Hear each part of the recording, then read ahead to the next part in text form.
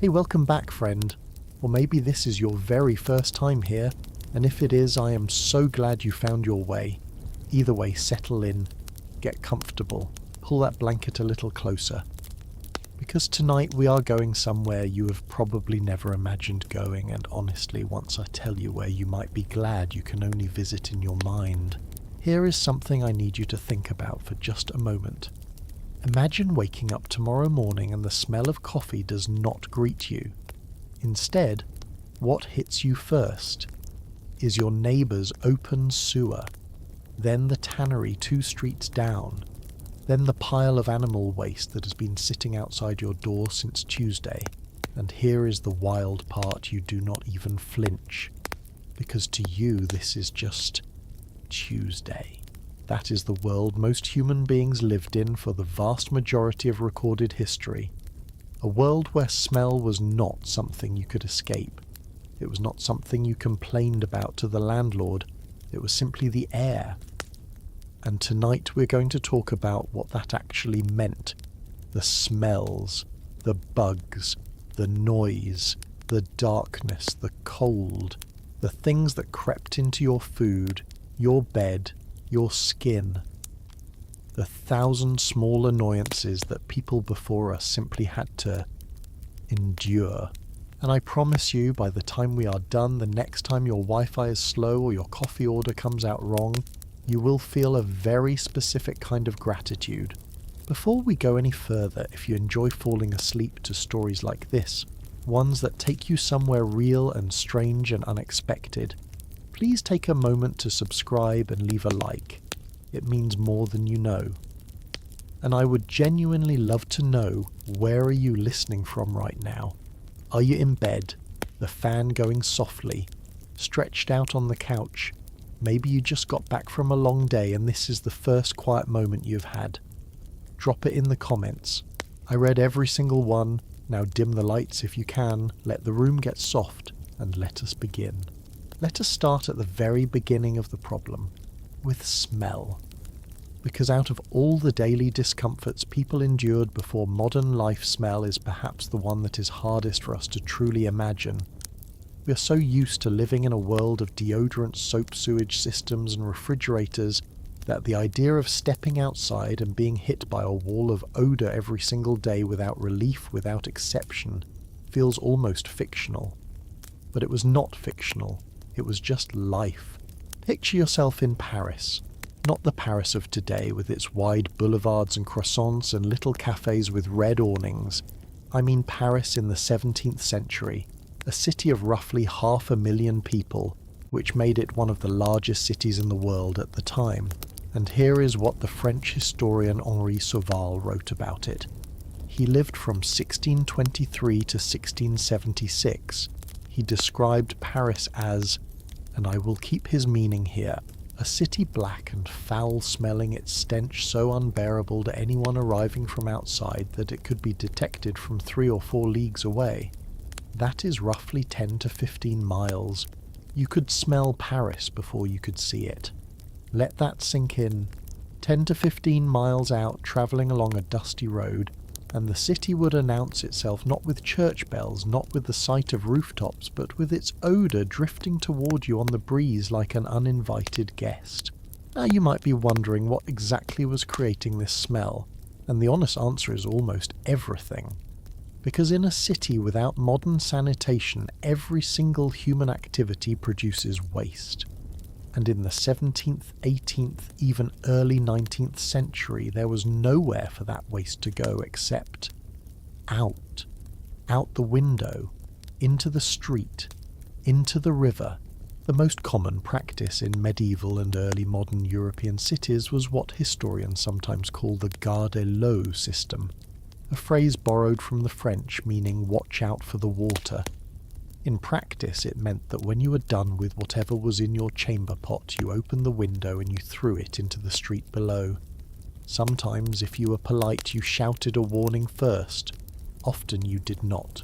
And so the streets of cities like Paris, London, Edinburgh, cities we think of today as the centres of civilization and culture, were quite literally running with human waste.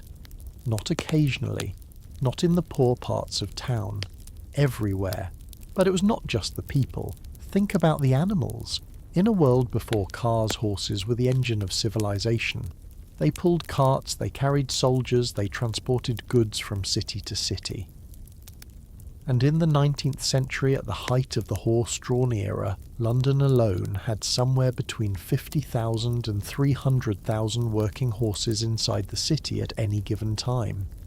Each horse produces roughly 15 to 30 pounds of manure every single day. You can do that math yourself. And all of it landed in the streets. Workers called crossing sweepers. Many of them children made their living clearing a path through the manure so that pedestrians could cross without ruining their shoes. It was considered a respectable job, a necessary job, because the alternative was simply wading through it. And then there were the industries. A medieval or early modern city was not just where people lived, it was where people worked. And the trades of that era were, by our standards, almost impossibly pungent. Tanneries turned animal hides into leather, and to do this they soaked the skins in enormous vats filled with a mixture that included urine often collected from humans, chicken droppings, dog excrement, and a chemical called alum. This process was effective. It was also deeply aggressively, almost personally offensive to the nose. Butchers slaughtered animals in the open, and the blood and offal ran into the streets. Fishmongers kept their wares in the heat of the day. Fullers who processed wool used fermented urine as a cleaning agent. Dyers who coloured cloth worked with chemicals that produced fumes sharp enough to make your eyes water from across the street.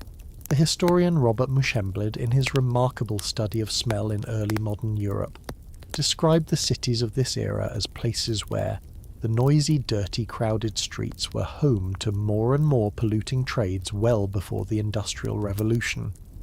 This was not a temporary problem. It was not a bad month or a rough season. This was simply how cities smelled for centuries. Now here is where the story gets genuinely fascinating and a little bit surreal. Because people in these cities were not simply suffering and complaining. They were developing an entire philosophy around smell, a logic, a system of belief about odour that from our modern perspective is equal parts brilliant and terrifying. The dominant medical theory of the time, held not by superstitious country folk, but by trained physicians at respected universities, was called the miasma theory. The word miasma comes from Greek meaning pollution or bad air, and the idea was elegantly simple. Disease does not come from bacteria. Disease does not come from contaminated water. Disease comes from bad smells. If the air smells terrible, the air is dangerous. And if you breathe enough of it, you will get sick. This was not a fringe idea. This was the mainstream scientific consensus for roughly 2,000 years, from ancient Greece all the way to the mid-19th century. It influenced city planning, hospital design, burial practices, and everyday personal behaviour. And in a strange backwards way, it was not entirely wrong. Bad smells and disease really did tend to appear together. They just did not understand why. The smell was a symptom of the same conditions that created the disease, the contaminated water, the rotting waste, the overcrowding, not the cause itself. But that distinction was invisible to them, and so the response to disease was often make the smell go away. This led to some coping strategies that are, depending on your perspective, either creative or completely alarming. Wealthy people carried small glass or silver containers filled with herbs and spices called pomanders, which they held to their nose when walking through particularly fragrant sections of the city. The word pomander comes from the French for apple of amber, because the original versions were balls of ambergris, a waxy substance produced in the digestive tract of sperm whales mixed with spices. And ambergris, for those who have not encountered it, smells surprisingly pleasant, like the sea and something sweet and something ancient. So the image of a wealthy 17th century gentleman walking through the filth of a Paris street clutching a ball of whale intestinal wax to his nose is both absurd and in its way kind of poetic. Flowers were pressed to faces. Perfumes were layered on thick, not to smell beautiful, but to create a kind of olfactory armour against the world outside, and in extreme cases some physicians recommended that the best defence against a particularly foul miasma was to inhale an even fouler smell on the theory that the bad smell would fight off the worse smell. A German doctor writing in 1680 was still recommending that patients go to their outdoor privy first thing in the morning and breathe in deeply, on an empty stomach, for their health. But of all the moments in history that capture just how bad the smell problem could get, nothing compares to the summer of 1858 in London. And this story, I think, deserves to be told slowly, because it is almost unbelievable. By 1858, London was the largest city in the world. Over 2.5 million people lived there. Queen Victoria was on the throne. The British Empire stretched across a quarter of the globe. This was by almost every measure the most powerful and sophisticated city on earth, and it smelled absolutely catastrophically, magnificently terrible. The problem had been building for decades. London's population had doubled since the early part of the 19th century. There were at one point an estimated 200,000 cesspools beneath the city's streets, essentially large pits dug into the ground where household waste collected. These pits were supposed to be emptied regularly by workers called night soil men, who came after dark, collected the waste in carts and sold it as fertiliser for farmland outside the city. It was in its way a remarkably sensible system. It was also deeply inadequate for a city growing as fast as London was. Cesspools overflowed, sewers backed up, and when the relatively new technology of the flushing toilet began spreading through the city, it made things dramatically worse because it moved waste from private homes directly into the old drainage system, which then discharged everything directly into the River Thames, the river that also supplied London's drinking water. By the summer of 1858, the Thames had been absorbing the waste of 2.5 million people for years, and then came the heat. That June temperatures in London climbed to 35 degrees Celsius, which for a city that was not built for heat, and where most people had no way to cool themselves, was already miserable. But the heat did something else too. It accelerated the decomposition of everything sitting in and along the Thames. Gases rose from the riverbed. Waste that had been merely unpleasant became genuinely overpowering, and the smell drifted everywhere, into the streets, into the houses, into the offices, into Parliament itself. The Houses of Parliament sit right on the bank of the Thames, and that summer the smell was so severe that members of Parliament soaked their curtains in lime chloride, a disinfectant with its own sharp chemical smell, and hung them over the windows just to be able to breathe. Benjamin Disraeli, who was then the Chancellor of the Exchequer, a position roughly equivalent to the head of the Treasury, was seen fleeing the library with a handkerchief pressed firmly over his face. Parliamentary debate ground to a halt. Attendance dropped. There was genuine discussion about simply moving Parliament to another city entirely. Queen Victoria and Prince Albert attempted to take a pleasure cruise on the Thames that summer and turned back within minutes because the smell was too much to bear. Newspapers called the summer the Great Stink. One London publication described the river as a festering and reeking abomination, a stream of death. Residents of the city sold scented handkerchiefs on the streets. People vomited from the stench near the riverbank. Workers dumped over 200 tons of lime directly into the river in a desperate attempt to neutralize the smell.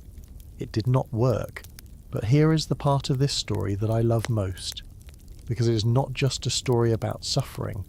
It is a story about what happens when things get so bad that people are finally absolutely forced to act.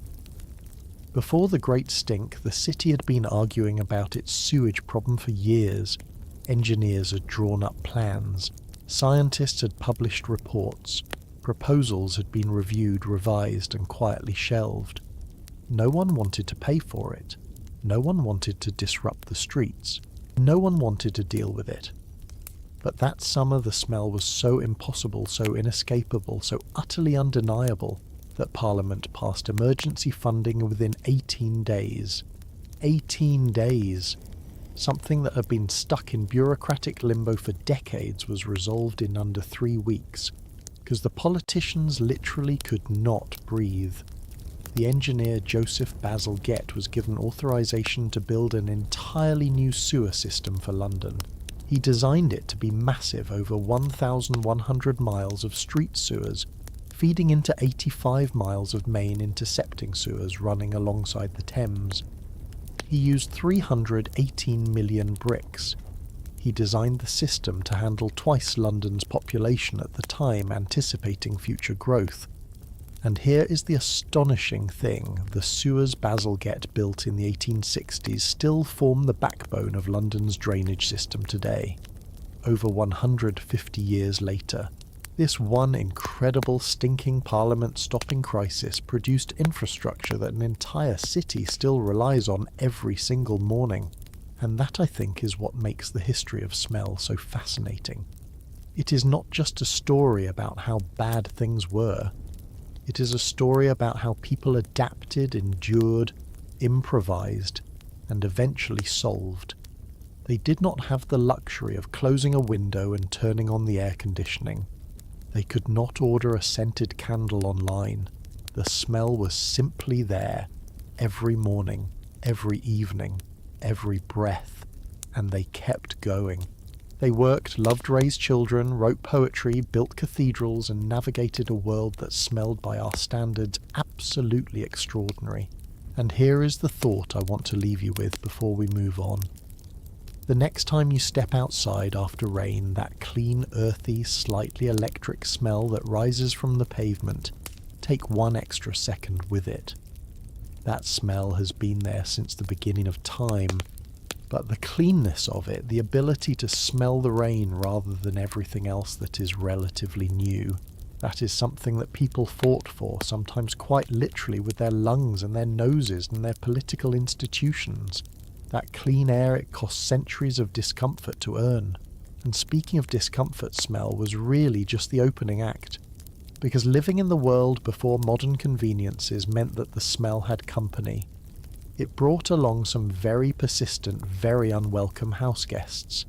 The kind that move in, make themselves at home, and absolutely refuse to leave. Up next, we're going inside the walls, under the floorboards, and yes, into the very bed where our ancestors tried to sleep, to meet the creatures that shared every space, every meal, and every quiet moment with them. And I promise you, you will never look at your mattress quite the same way again. So you have probably at some point in your life had a moment with a bug. Maybe a cockroach appeared in your kitchen at 2 a.m. Maybe you found a mouse had gotten into your pantry. Maybe you spotted something crawling across your ceiling that you definitely did not invite in. And your reaction, if you are anything like most people, was probably not calm. There was a shriek, or at least a sharp intake of breath. You grabbed a shoe, a broom, something. You sealed every crack you could find. You may have slept a little less soundly that night, and here is the thing I want you to sit with for just a moment. That reaction, that full-body instinctive immediate revulsion, is actually a very new luxury. Because for most of human history, the cockroach in your kitchen was not an emergency. It was just Tuesday again. Let us go back to the year 1607. 104 English settlers have just arrived on the shores of what is now Virginia, and they are establishing the colony of Jamestown, the first permanent English settlement in North America. They are cold. They are hungry. The water is brackish and barely drinkable. They are surrounded by a landscape they do not understand, with dangers they cannot yet name. And then on top of all of that, Captain John Smith opens the food store.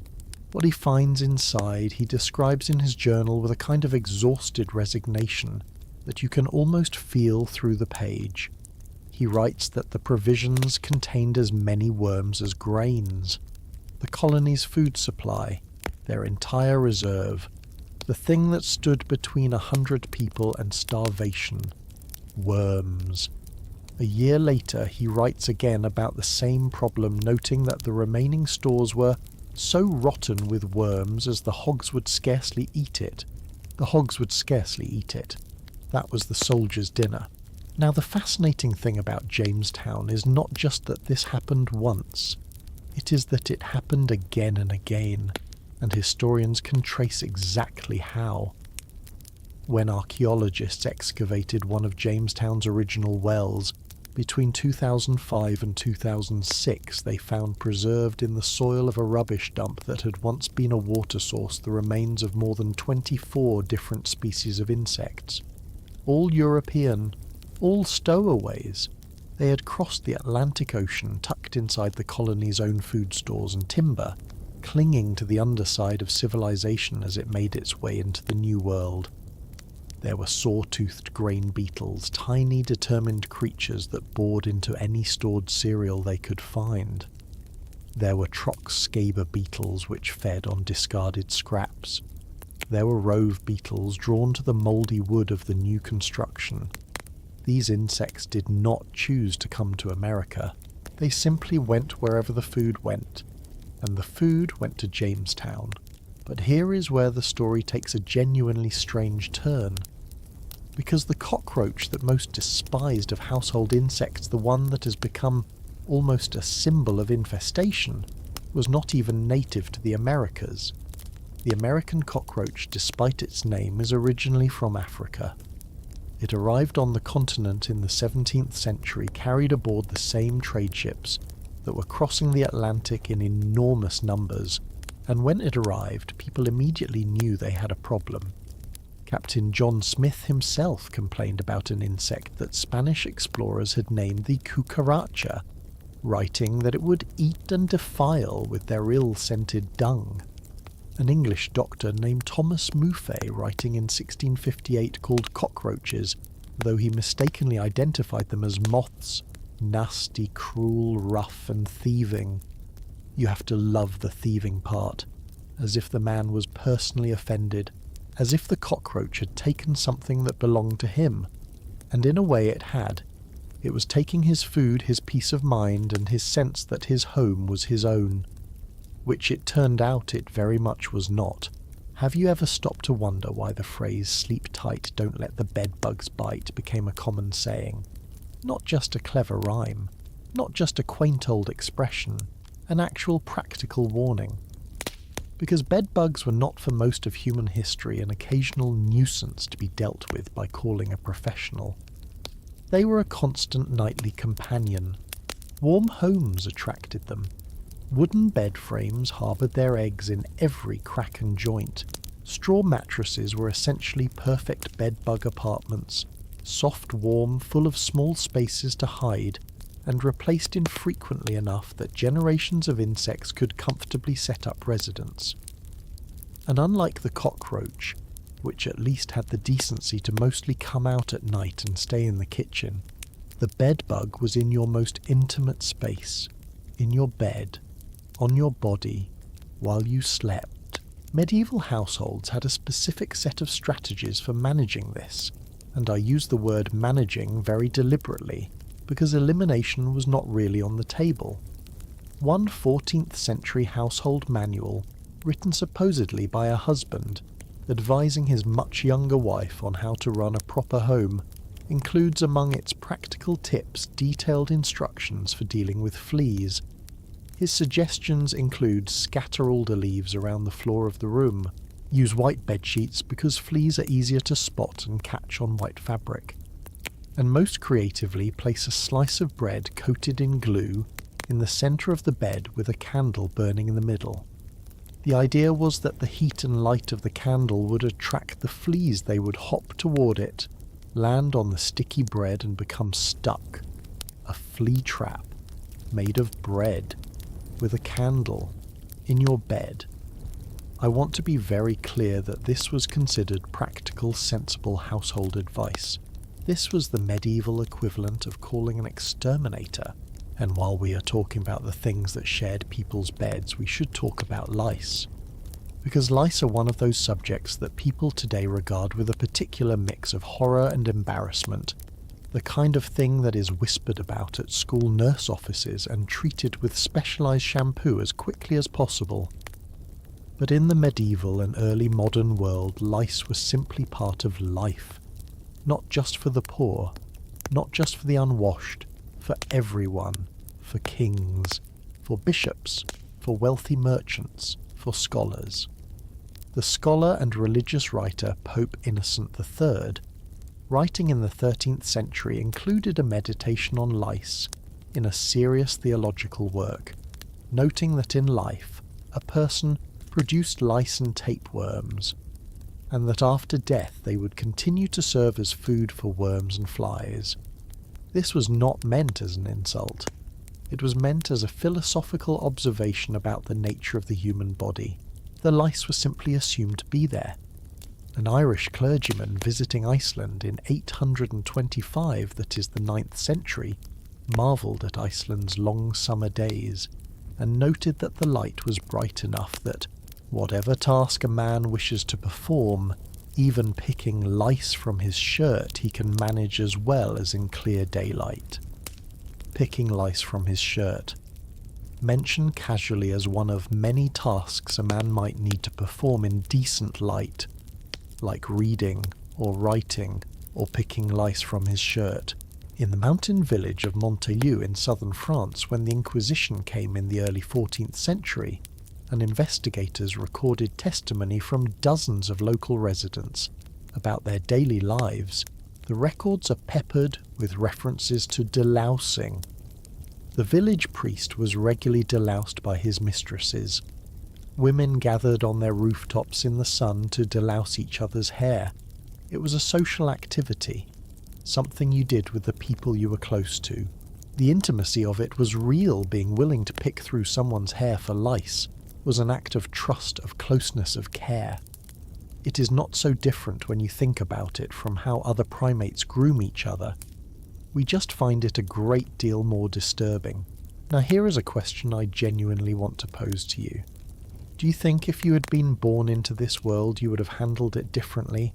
Or do you think after a few weeks, a few months, a few years of this being simply the texture of life, you would have simply stopped noticing? Because that is exactly what the historical evidence suggests happened. People adapted, not because they were tougher than us or less sensitive, but because adaptation is what humans do when they have no other choice. The lice were simply there, the rats were simply there, the fleas were simply there, and life went on.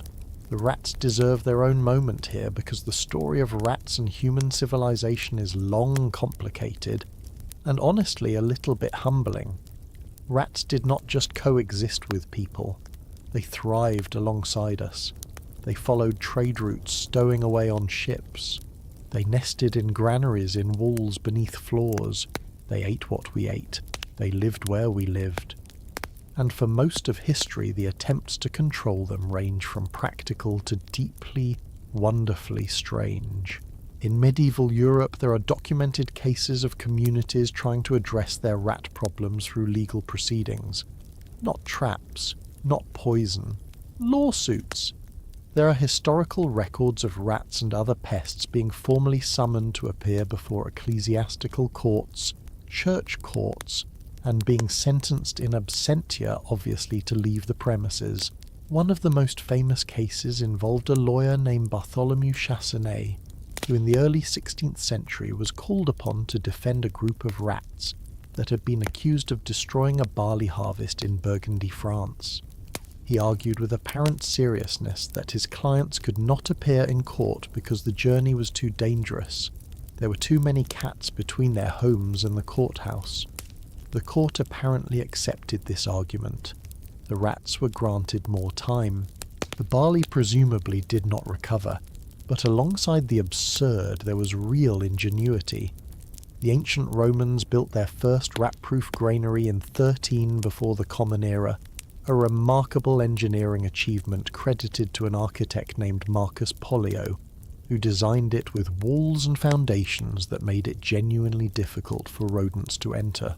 In China, as early as 324 of the common era farmers were introducing specific species of predatory ants into their orchards to manage insect pests, essentially inventing the concept of biological pest control almost 2,000 years before it became a mainstream agricultural technique. And in the American colonies, where the pest problem was particularly acute because all of it was new, the insects, the rodents, the unfamiliar diseases they carried, farmers developed an extraordinary variety of folk remedies, some clever, some useless, some accidentally effective.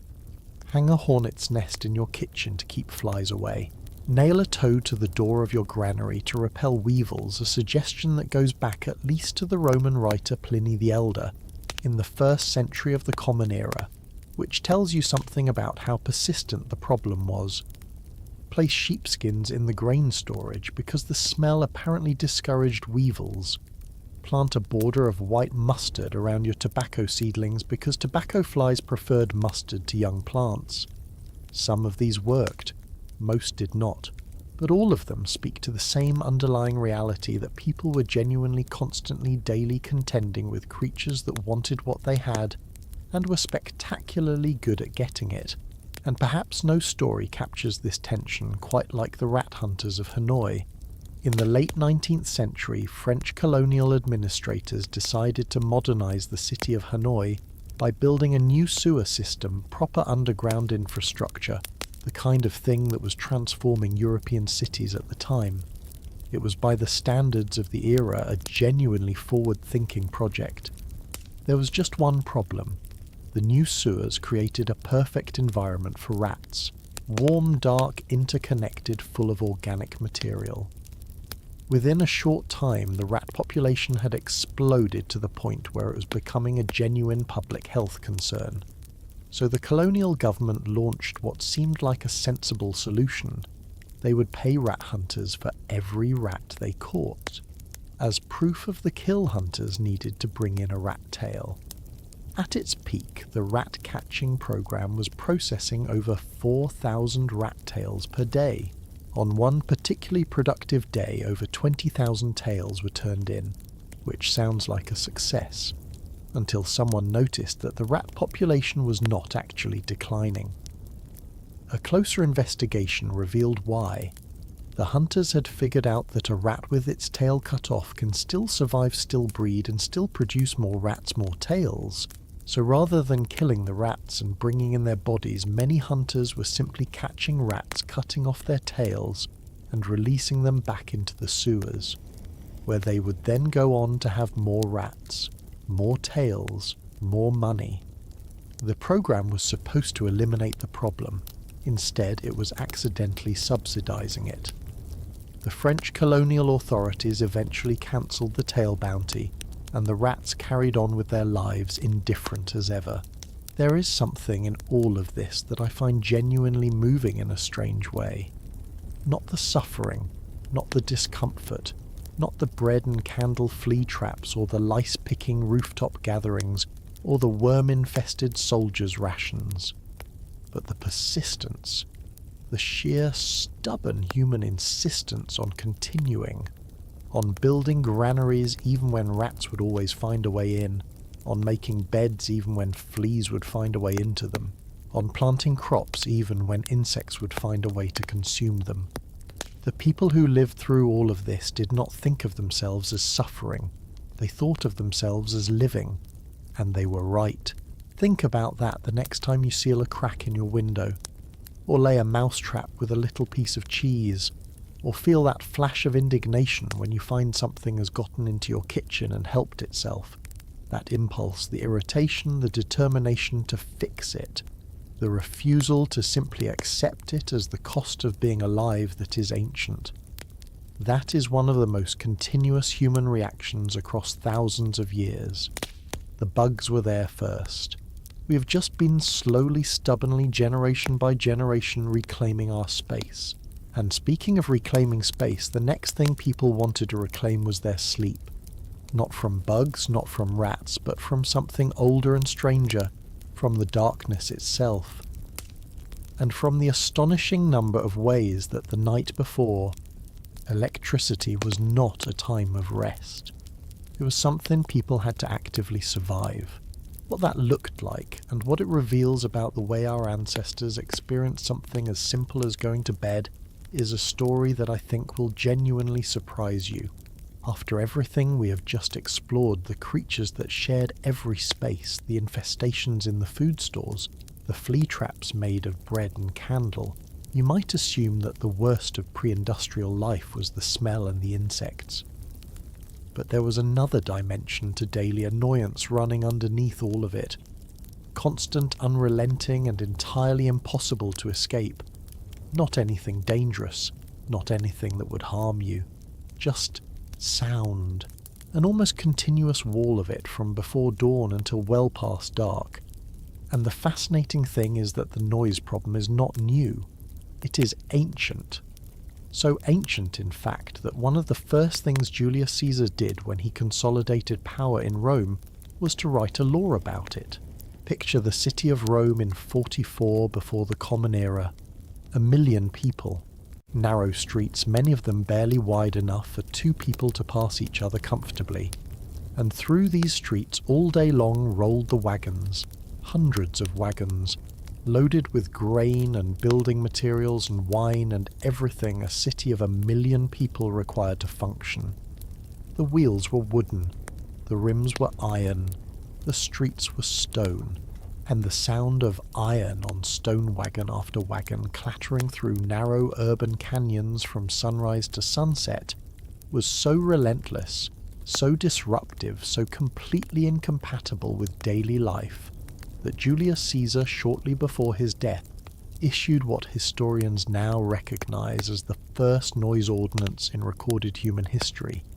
The decree was specific. No one shall drive a wagon along the streets of Rome after sunrise or before the 10th hour of the night. Daytime was for pedestrians. Wheeled traffic had to wait until dark. Problem solved. Except it was not solved at all. Because banning wagons during the day meant that every delivery Rome needed, every shipment of grain, every barrel of wine, every load of building materials arrived after dark. All at once, through the same narrow streets, making the same iron-on-stone racket, just between midnight and dawn instead of noon and dusk. The Roman poet Juvenal, writing in the late 1st century of the Common Era, describes it with a vivid exhaustion that sounds almost contemporary.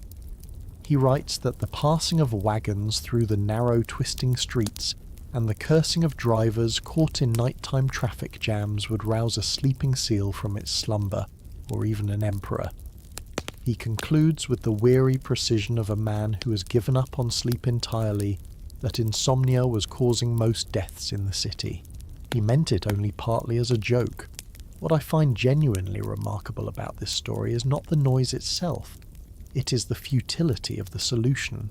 Julius Caesar, one of the most powerful individuals who ever lived, a man who reorganized the Roman calendar, conquered Gaul, and reshaped the entire structure of Roman governance, tried to fix a noise problem. He wrote a law. He specified the hours. He had the full authority of the Roman state behind him. And the noise continued. Because the noise was not a product of anyone's carelessness or negligence.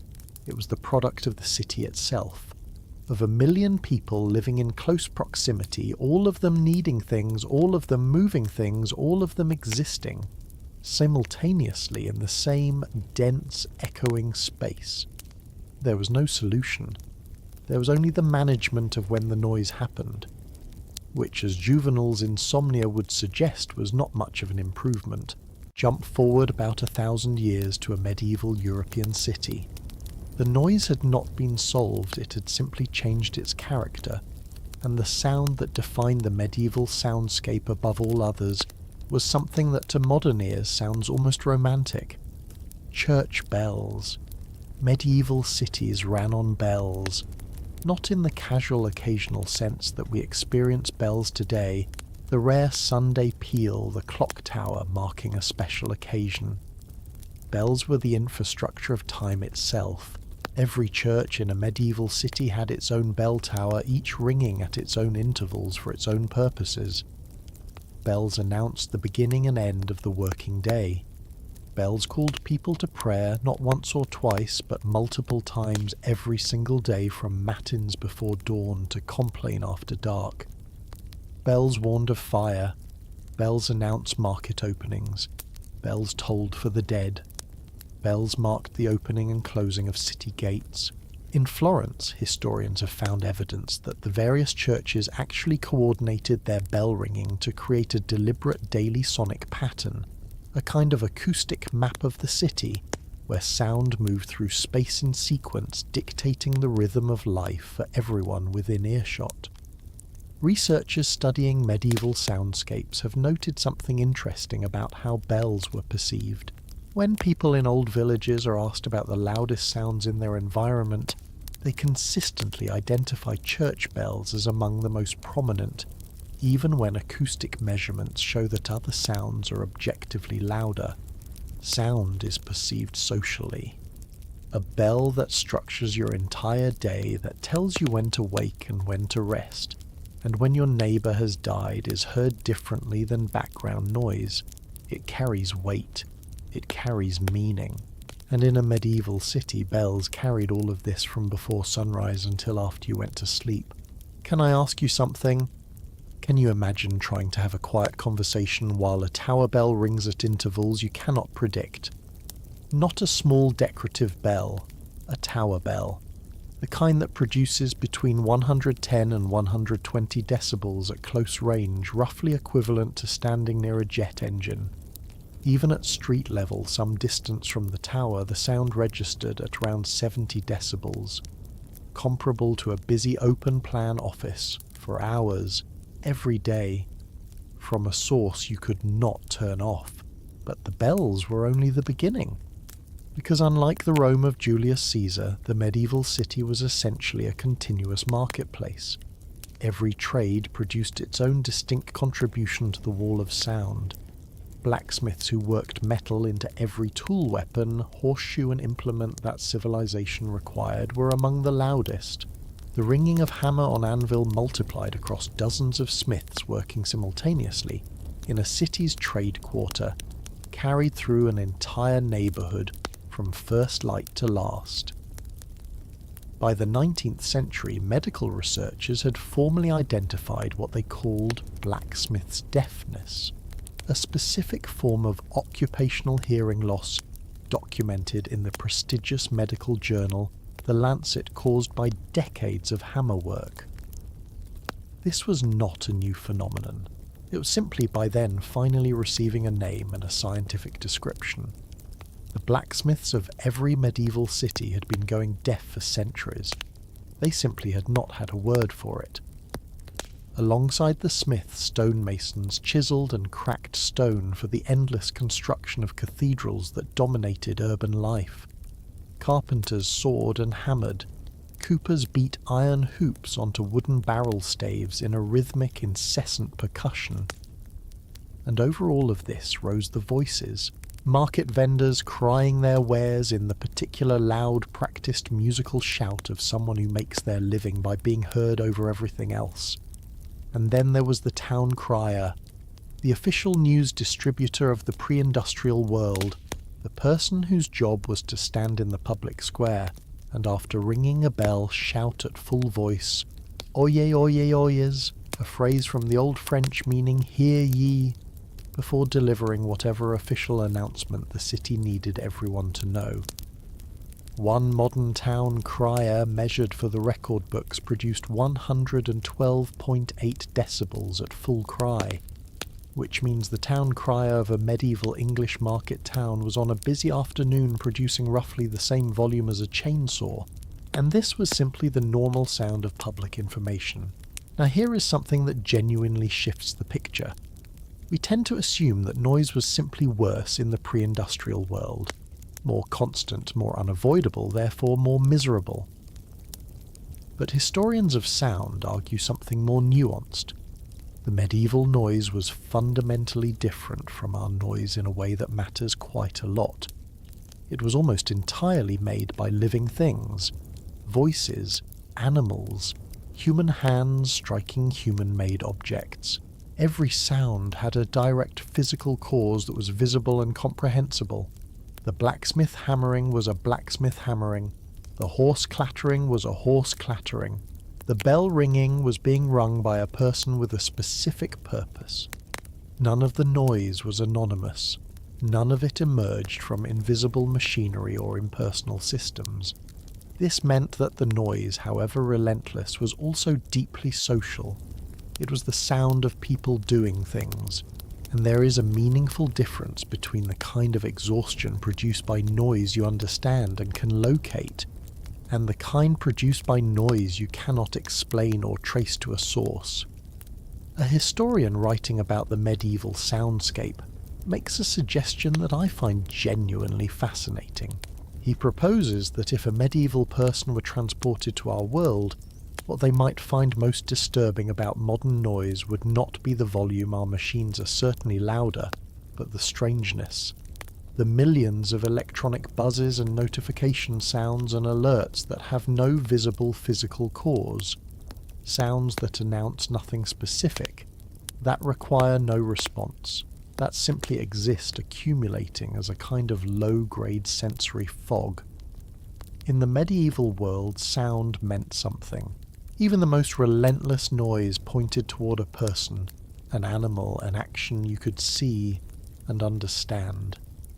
That does not make it less exhausting, but it makes it different in character from what we endure.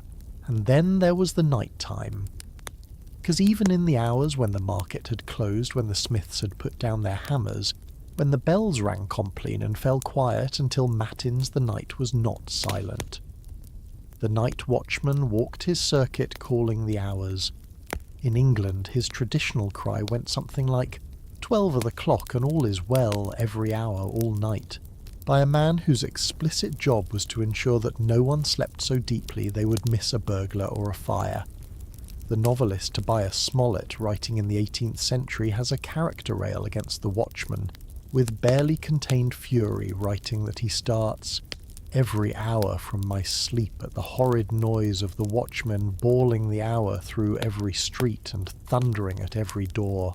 And the author Robert Southey describes the custom with wry bemusement, noting that people grew so accustomed to the sound that they slept through it entirely, which rather defeats the purpose of the exercise, but which tells you something profound about the human capacity to simply absorb constant intrusion into the background rhythm of existence. You adapt. You stop hearing what has become ordinary. Eventually the man shouting the time outside your window is no louder than silence. The Roman poet Juvenal, remember, wrote a poem about his insomnia. He did not organize a petition. He did not move away. He wrote something that has survived for 2,000 years.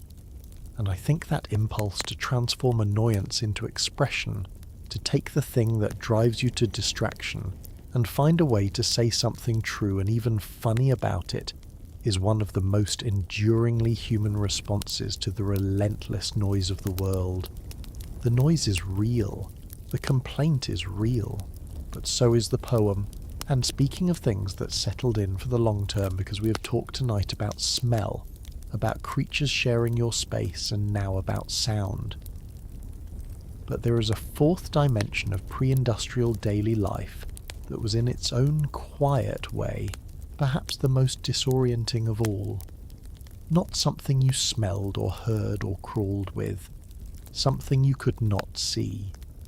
Because after the bells fell quiet and the market vendors went home, and the watchman called the midnight hour and moved on, there was darkness.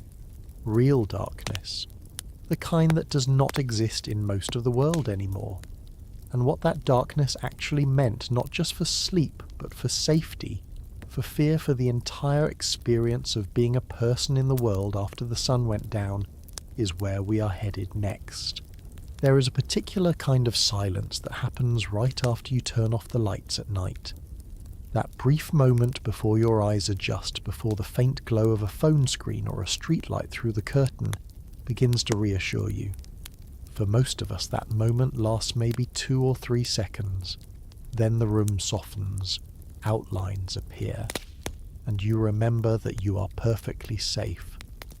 Now what if that moment never ended?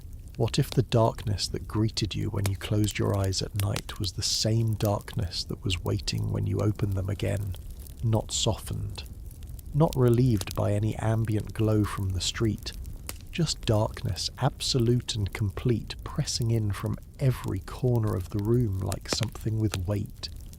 That was the night for virtually every human being who ever lived before the 19th century. And understanding what that actually meant, not romantically, not as a metaphor, but as a physical daily reality, changes something about the way you see history. Let us start with something simple. A candle. Today a candle is something you light when you want the room to feel cozy. When you're running a bath or setting a mood or someone's birthday cake needs a moment of magic. A candle is atmosphere. For most of human history, a candle was survival. It was the difference between being able to function after sundown and not. And it was expensive. Genuinely, deeply, significantly expensive. In medieval and early modern Europe, the most desirable candles were made from beeswax, clean, burning, minimal smoke, a warm, steady light. And they were completely out of reach for ordinary people. Only the church royalty and the very wealthy used beeswax candles with any regularity. Everyone else made do with tallow-rendered animal fat, usually from sheep or cattle, which burned smokier, smelled considerably worse, and required constant maintenance. Here is a detail that I find strangely affecting. A tallow candle had to be trimmed, the wick snuffed and adjusted roughly every 10 minutes. For better quality candles every 40 minutes or so, but tallow candles, some accounts suggest up to 40 times an hour. 40 times an hour. Think about that. You could not simply light a candle and settle in to read or sew or talk. Someone had to tend it almost constantly. The candle was as much a labour as a light source. And the phrase we still use today, the game is not worth the candle, meaning something is not worth the effort or the cost comes directly from this world. Because sometimes literally the activity you wanted to do was not important enough to justify burning through a candle to do it. The candle itself was the price of admission to any evening activity, and not everyone could pay it. For those who truly could not afford candles, which included a substantial portion of the population, particularly in rural areas, there was the rushlight. A rushlight was exactly what it sounds like. A rush. A type of wetland plant, the kind you might find growing at the edge of a pond, stripped of its outer bark except for a thin strip of support, then soaked in leftover grease or fat from cooking and dried. The result was a thin, fragile strip of dim light that lasted on average about 20 minutes. 20 minutes. For a family that had been working since before dawn, 20 minutes of light after the sun went down was the entire margin they had. The 18th century English naturalist Gilbert White, who wrote with great affection and precision about rural life in his village of Selborne, calculated that making a year's supply of rushlights for a household took roughly the same time and effort as other significant domestic tasks, not a trivial investment of labour. He noted that a single rushlight cost a fraction of a farthing less than the smallest coin in circulation, but even that multiplied across a year was a real expense for a family living close to the edge. And a housewife, White observed, might invite neighbours over to share a rushlight, sitting together in the same small pool of light, each one working on her mending or spinning for the 20 minutes before the light guttered and went out. A communal activity built entirely around the rationing of illumination. There is something in that image that I cannot quite shake. The intimacy of it, the sharing, the way light becomes something you gather around like warmth. But let us not be too romantic about it. Because darkness in the pre-industrial world was not just inconvenient, it was genuinely dangerous. Outside your home after sundown, a city street became something close to a different environment. A Swiss traveller named César de Saussure, visiting London in 1725, described the experience of navigating the city after dark with a mixture of fascination and unease. The streets that had been busy and legible during the day became at night a landscape of shadows and uncertain forms, patches of genuine blackness between the faint pools of light from lanterns, uneven ground underfoot, and the very real possibility of robbery.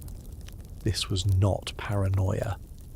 In the absence of any meaningful street lighting in most cities before the mid-18th century, darkness was a genuine operational advantage for anyone who wanted to do harm.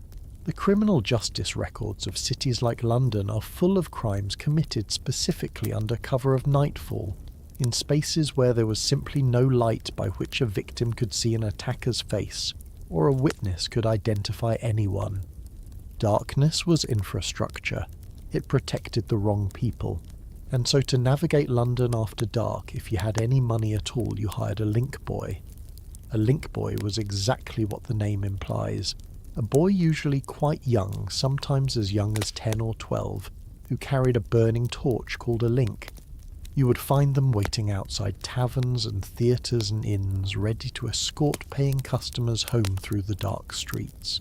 For a few coins, they would walk beside you or ahead of you, holding the flame high enough to light your path, and more importantly to make you visible enough that sensible criminals might look for easier prey elsewhere. It was a reasonable system. It was also deeply imperfect. Because some link boys, as historian A. Roger E. Kirch documents in his landmark study of the pre-industrial night, were themselves in league with the very thieves they were supposed to protect you from.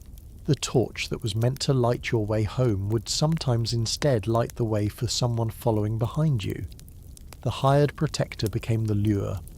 Trust after dark in a city without street lighting was a complicated proposition. And then there was fire. Always hovering behind every flame and every candle and every rushlight was the possibility of fire. Not the inconvenient kind, not the kind where you call someone and they come and put it out. The kind that took an entire neighbourhood. The kind that moved faster than people could run. The kind that in a city of wooden buildings packed close together with straw on the floors and open flames in every room was not a question of if, only when. The Great Fire of London in 1666 began from a baker's oven and consumed roughly 13,000 houses in 4 days. But that was simply the largest and most documented of an almost continuous series of devastating urban fires across Europe and America during the pre-industrial period. Boston burned in 1676, Chicago in 1871, San Francisco in 1906, though that one had help from an earthquake. These were not freak accidents. They were the predictable consequence of building cities primarily from wood, and heating and lighting them with open flames. Night watchmen in medieval and early modern towns were given one instruction above all others: not to catch thieves, not to maintain order. The German watchman's traditional cry as he began his rounds through the village translated roughly as "take care of the fireplace and the candle." That was the primary message. That was the thing they feared most. Because fire in the dark, when no one was watching, was the true enemy of the night. Here is something that genuinely surprises most people when they first hear it. Before the Industrial Revolution, before gaslighting and then electric light transformed the night, most people in the Western world did not sleep the way we sleep. Not in one long block of 7 or 8 continuous hours. They slept in 2. A historian named A. Roger E. Kirch spent years combing through thousands of diaries, medical texts, legal records and works of literature from pre-industrial Europe and America. And what he found hidden in plain sight across more than 2,000 references in a dozen languages going back as far as ancient Greece was a pattern of sleep that had been completely erased from our cultural memory. People went to bed not long after dark. They slept for several hours, what they called their first sleep. Then sometime round midnight they naturally woke, not because something disturbed them, not because they were worried or sick. but because this was simply how human sleep worked in the absence of artificial light. They would lie in bed or get up for an hour or more. They would pray or reflect on their dreams, which were considered particularly vivid and meaningful during this interval. They would talk to a partner. They would visit a neighbour, because this quiet, dark hour was apparently a normal time for gentle social calls. Some would go outside to check on animals. Some records suggest would simply lie awake in the dark thinking, and then eventually they would drift back into what they called their second sleep. A 16th century French physician named Laurent Joubert even addressed the timing of this waking interval in his medical writings, noting that the hours between first and second sleep were, according to his observation, the optimal time for couples to conceive children, because he wrote with disarming practicality, they have more enjoyment and do it better after the rest of the first sleep.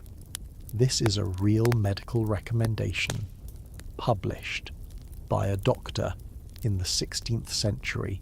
I find this discovery, and it is genuinely one of the more quietly astonishing things in historical research, both fascinating and a little melancholy, because it raises a question I keep coming back to. Did our ancestors sleeping in two segments, with a quiet waking hour in between, actually sleep better than we do? Did they have a relationship with the night that was more natural, more in tune with something in the human body that we have since disrupted? Kirch himself suggests that some of what we now diagnose as insomnia, specifically the experience of waking in the middle of the night and being unable to fall back asleep, may simply be the human body attempting to return to its ancestral pattern. A pattern that was perfectly normal for the vast majority of human history, and that was only classified as a problem once artificial light made single-block sleep the new standard. The Industrial Revolution did not just change how we worked, it changed how we rested, and we are still in some ways catching up. Think about what all of this adds up to. In a world before electric light, the night was not simply dark. It was active, it was complicated, it had its own economy of candles and rushlights and link buoys and tallow, its own dangers, fire, and criminals who understood how to use shadow.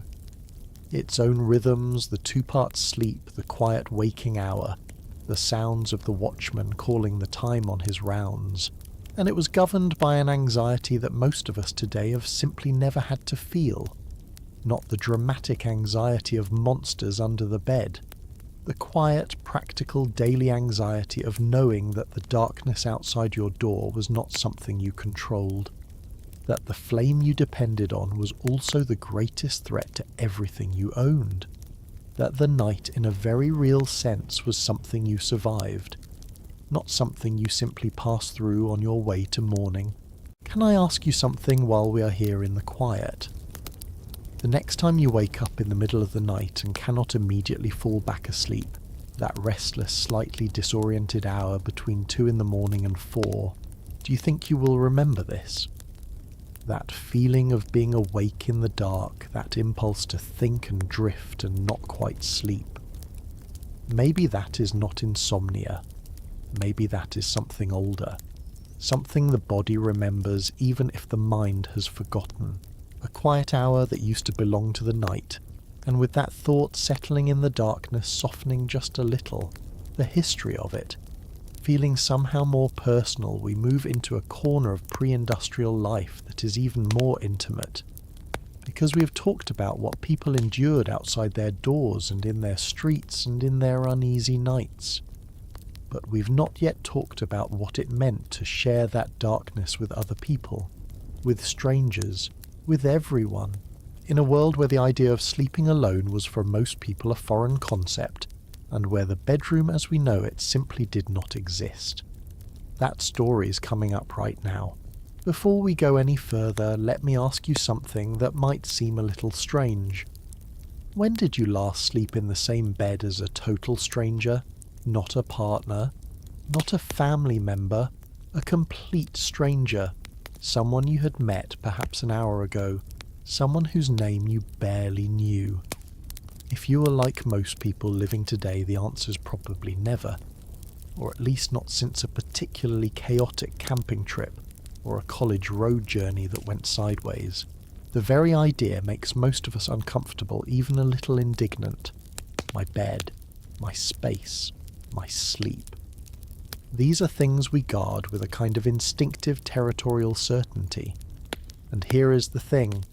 That feeling, that absolute bone-deep sense that your bed is yours and yours alone is one of the youngest ideas in human history. It is barely 200 years old.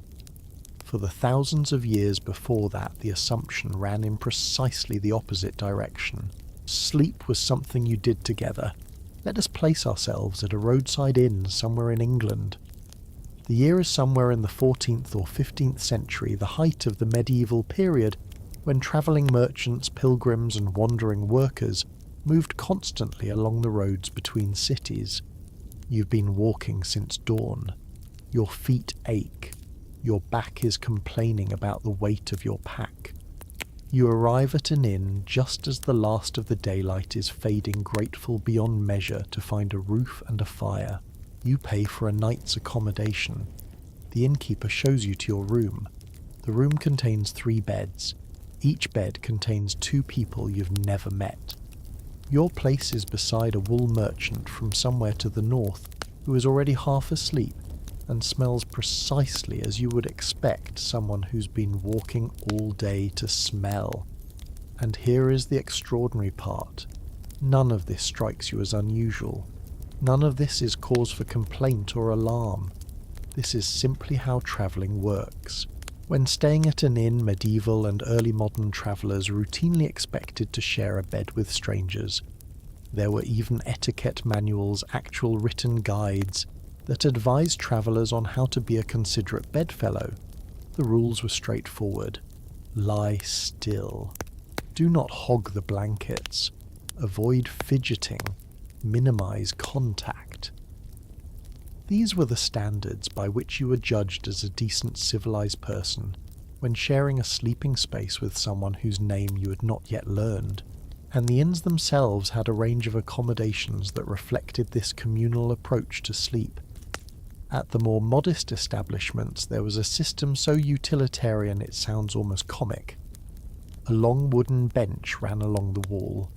A rope was strung horizontally at roughly chest height parallel to the bench.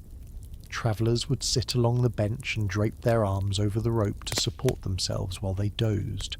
In the morning, the innkeeper would come through and literally cut the rope, sending everyone pitching forward at once to signal the start of a new day. Some historians believe this practice gave rise to the English expression, to sleep on the rope. Whether or not that etymology is precisely correct, the image alone tells you something profound. At the cheapest end of the market, sleep was not a private, comfortable, restorative retreat. It was something you grabbed with both arms, literally for a few hours in a room full of strangers before the rope was cut and the day began again. Now the same principle applied inside homes, and not just among the poor.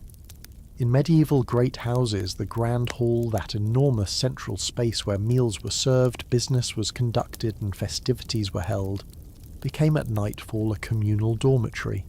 Servants cleared away the trestle tables.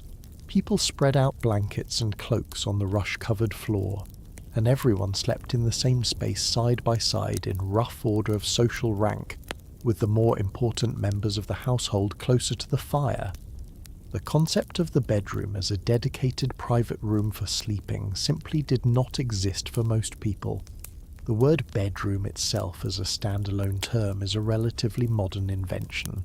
Before that, there was simply a chamber, a room, and the beds might be wherever there was space for them, in hallways, in parlours, in rooms that also served as workspaces or kitchens during the day.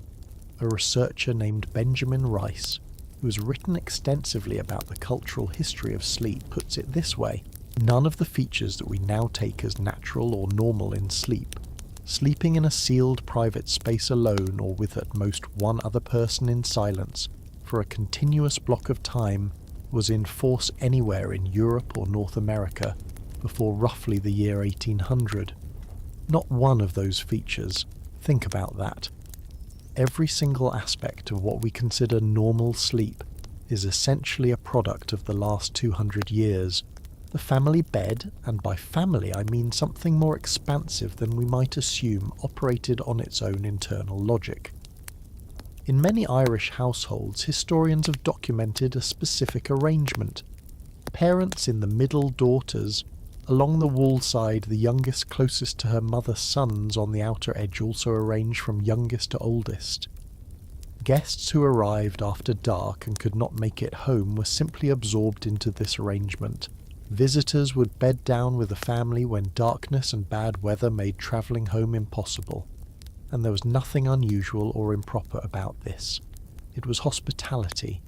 It was warmth, quite literally, because bodies generate heat, and in a home without central heating, packing into a shared bed was also a practical defence against the cold. In Scotland and Ireland during the 17th century, whole families slept on earthen floors covered with straw and rushes, with a single blanket or their daily clothes as the only covering. Farm animals were sometimes brought inside at night as well, not out of any particular affection for livestock, but because a cow or a pig generates considerable warmth, and because leaving animals outside in the cold made them vulnerable to thieves. So the nighttime household of a rural family in 17th century Ireland or Scotland might include several adults, multiple children, the family's dogs, and quite possibly a pig, all sharing one room, generating warmth and noise and smell in roughly equal measure. Pause here for just a moment because I want you to sit with something. How would you feel? Not in a judgment of them way they were doing what made sense, what was practical, what was warm and safe. But if you were transported back, if that were the texture of every night of your life, never alone, never quiet, never quite yours, would it feel suffocating? Or, and this is the question I keep coming back to, would there be something in the press of other breathing bodies in the dark that felt after a while like security, like proof that you were not alone in the world? I honestly do not know the answer, and I suspect that is exactly the point. Not everyone, of course, was resigned to complete chaos. The wealthy had options, and the most magnificent expression of wealth in the medieval and Tudor period was not, as you might imagine, fine art or grand architecture. It was the bed itself. A truly fine bed was often the single most valuable object a household owned. Not the house, not the land, the bed. Great beds of the Tudor period were architectural in scale, elaborately carved headboards, multiple layers of mattress straw first, then wool, then perhaps feathers on top. For the grandest households, heavy curtains hung on 4 posts that created an enclosed private space within the room. The curtains were not merely decorative, they are functional, they kept in warmth, they muffled noise, they provided a precious sliver of visual privacy within a space that was still in reality shared. And when a wealthy person died, the bed was considered important enough to be specified in their will. Beds were passed down through generations as significant inheritances alongside land and livestock and silver. In 1540, a woman named Marjorie Wren left her son Geoffrey a red and green bed canopy in her will. He apparently already owned the bed itself, which raises the mildly comic image of Geoffrey somewhere with a magnificent bed, but no canopy waiting to inherit the matching top piece. And then there is the Great Bed of Ware. If you've never heard of it, it is worth a moment. The Great Bed of Ware is a real object, it still exists, and you can see it today at the Victoria and Albert Museum in London. It was built in the late 16th century for an inn in the town of Ware in Hertfordshire, England. It was designed quite deliberately as a tourist attraction. A bed as spectacle. It measures roughly 11 feet square, almost the size of a small room, and could accommodate, according to contemporary accounts, up to 15 people sleeping in it at once. 15. Shakespeare referenced it. Ben Jonson wrote about it. It became famous enough that people went out of their way to sleep in it, not out of necessity, but because the experience of sleeping in the great bed of Ware was considered a remarkable thing to have done. A conversation piece, a story to tell, which tells you something interesting about the culture that a bed built for 15 people was considered extraordinary and worthy of fame rather than simply normal. Even then they understood that there was something almost absurd about it. They just had fewer options. There is one more tradition from this era of shared beds that I think deserves mention, because it is both unexpected and genuinely sweet in a slightly odd way. The practice was called bundling, and it was a recognised courtship custom in colonial New England and parts of Europe, particularly Wales and the Netherlands. Bundling involved an unmarried couple spending the night together in the same bed, but separated by a long wooden board placed down the middle of the mattress. Sometimes they were sewn into separate sacks. Sometimes a parent slept in the same room on the other side of a curtain. The idea was that the young couple could spend time together talking and becoming acquainted in the intimate hours of night, without physical impropriety. It was a solution to a very practical problem. In a world where daylight hours were entirely consumed by labour, and candles were expensive, and winter nights were long and dark and cold, bundling gave courting couples a rare window of privacy, or something close to it in a world where privacy was almost non-existent. Colonial clergy argued about it. Some condemned it as dangerous, others defended it as perfectly innocent. The historical record suggests it was in practice somewhere in between, but what strikes me most about bundling is not its propriety or lack thereof. It is what it tells us about the hunger for connection that people carried through a world that offered them almost no space to themselves, even when they could finally carve out a moment apart from the household, from the hall, from the shared blankets and the communal warmth they chose to use that moment to be close to someone. Not alone, together, just with a board in the middle. This shift, when it finally came, was driven by several forces at once. The Industrial Revolution reshaped cities, creating houses with more rooms, each assigned a specific purpose. Victorian religious sensibilities declared that sharing a bed with strangers was improper. By 1875, an architectural magazine had published an essay stating that a bedroom used for anything other than sleeping was unwholesome and immoral, and by the late 19th century the private bedroom, sealed quiet, personal, had become not just an ideal but a marker of respectability of civilization. The communal sleeping arrangements of the previous centuries were recast as primitive, as something to have left behind. But here is what I find myself wondering. We gained something real when we gained our private rooms and our personal beds and our individual space in the night. We gained quiet. We gained rest. We gained the extraordinary luxury of a space that belongs entirely to us. But did we lose something too? Some of the people who lived in those shared rooms, under those shared blankets, in those drafty halls and crowded inns, they were never alone in the dark. Not really. There was always a breath beside them, always a body nearby, always the faint warmth of another person moving through the same night. And I wonder sometimes whether that the animal comfort of not being alone in the darkness was something that carried a quiet value we have not quite found a way to replace. Comfort, it turns out, has a complicated history, and the thing we call a good night's sleep was shaped for centuries by the most unromantic forces, imaginable cold poverty, the cost of candles, and the practical necessity of other human bodies. Which brings us rather naturally to the next discomfort people endured every single day, not at night, in broad daylight, at the table, because before refrigeration, before food safety standards, before anyone truly understood what made food go bad and why eating was also in its own quiet way an act of faith, every single meal. Most evenings at some point you open a refrigerator. Maybe you're not even hungry.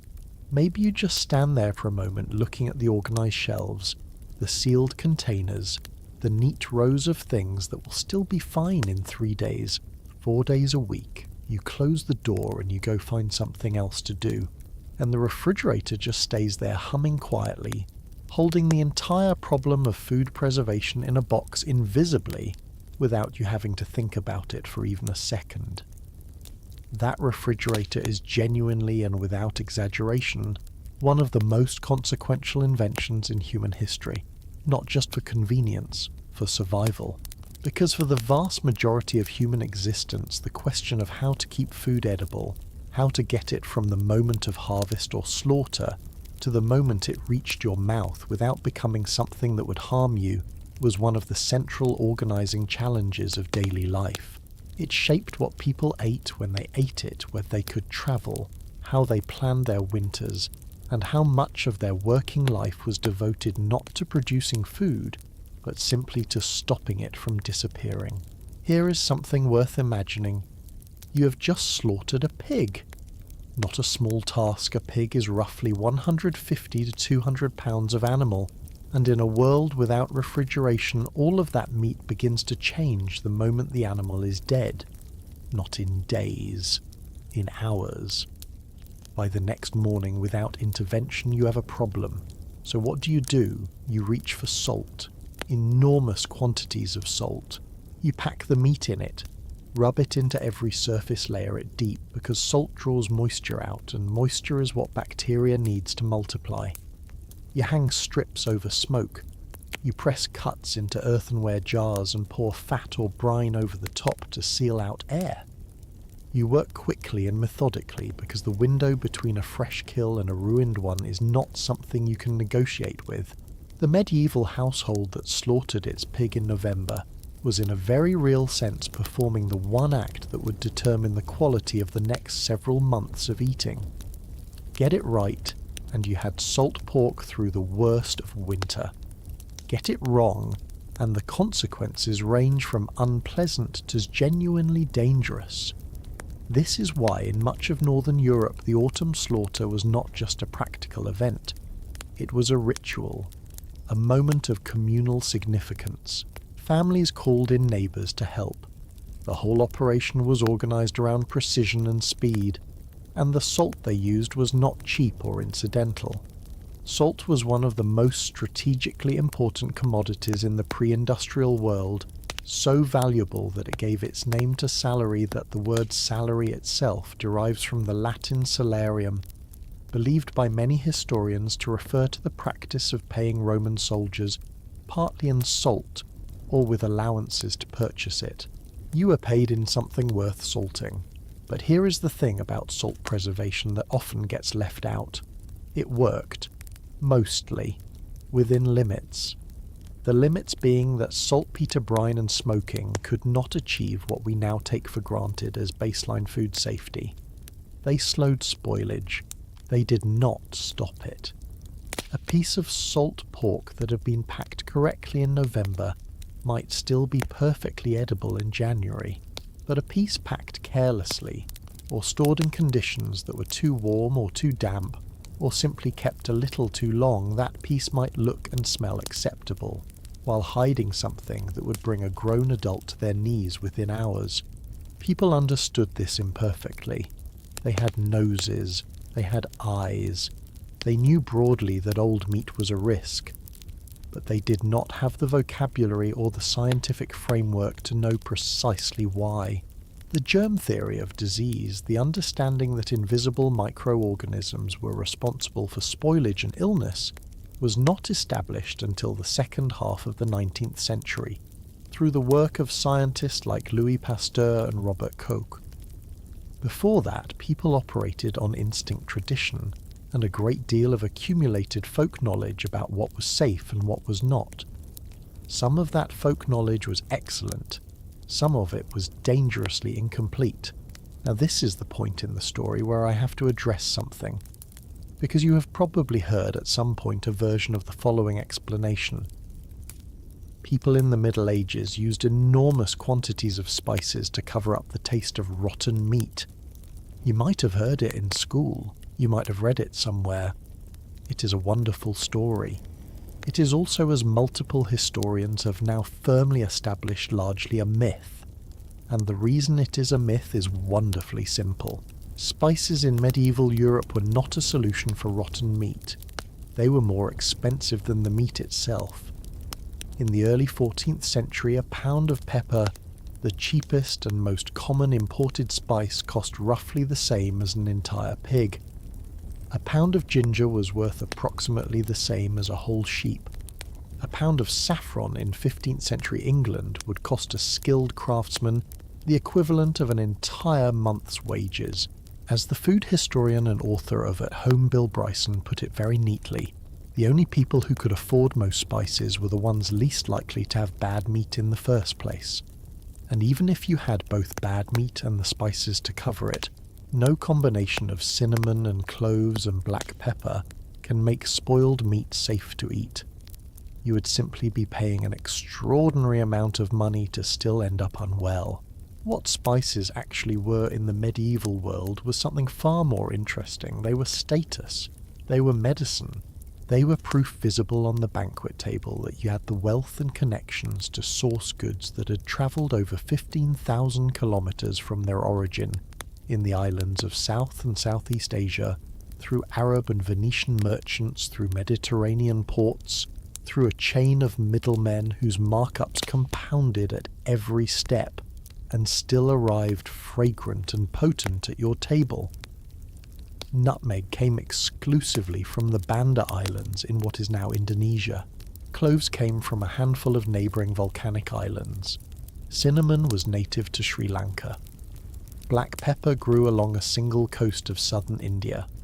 The Dutch East India Company, recognising the extraordinary value of this concentration, went so far as to dip exported nutmeg seeds in lime, to prevent anyone from planting them elsewhere and breaking the monopoly. They reportedly earned a 7,500% profit on each shipment of nutmeg. 7,500% for a flavouring. And Columbus, when he sailed westward in 1492, was not looking for a new continent. He was looking for a faster route to pepper. The world was reorganised repeatedly in the pursuit of spice. So if spices were not for covering rotten meat, what did ordinary people actually do with food that had gone questionable? The honest answer is they made a judgment call. And the science of that judgment call was far more sophisticated than we might assume.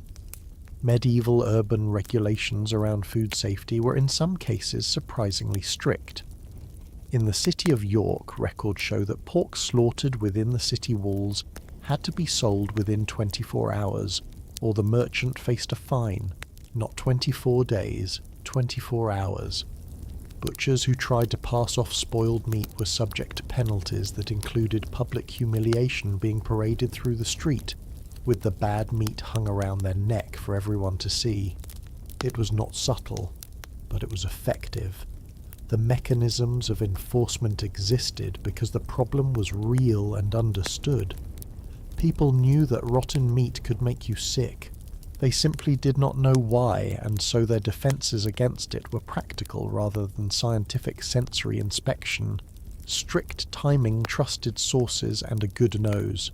Where the food system became genuinely dangerous was not for most of history at the production end. It was in the processing. And nowhere is this more strikingly illustrated than in the Victorian food adulteration scandal, which is one of those chapters of history that sounds completely fictional until you look at the actual records. By the middle of the 19th century, Britain's rapidly expanding cities had created an enormous urban population that was almost entirely dependent on purchased food. These people, workers and labourers and factory hands, could not grow their own food, had no space to store it, and were buying their daily bread from commercial bakers who were in turn competing ferociously on price. What followed was in retrospect entirely predictable. By the 1840s it was common practice for London bakers to add alum aluminum potassium sulfate to their bread. Not a small amount. An investigator named Arthur Hassel, whose meticulous work in the 1850s and 1860s exposed the scale of food adulteration in Britain, found that roughly half of all bread he examined contained significant quantities of alum. Half. Alum made bread whiter, which consumers preferred. It made bread denser, which meant it held more water weight, which meant bakers could charge more for less actual flour. And it interfered with digestion in ways that, particularly for children who were eating little else, contributed to malnutrition and bone disease. But alum was not the worst of it. Victorian bread had been found to contain chalk ground bone plaster of Paris, and in some cases copper sulfate, the milk that working-class Londoners bought for their children. Children who had no other source of calcium or fat-soluble vitamins, was routinely diluted with water and whitened with chalk to disguise the dilution. Punch magazine, that great Victorian satirical publication, described the product with devastating accuracy as milk from the pump and chalk pit without ever having been possessed of a cow. Beer was diluted and laced with molasses licorice, and in some cases a plant-derived intoxicant called Cocculus indicus. Tea was bulked out with ash leaves, elder leaves, and sloe. Coffee was mixed with ground peas and beans.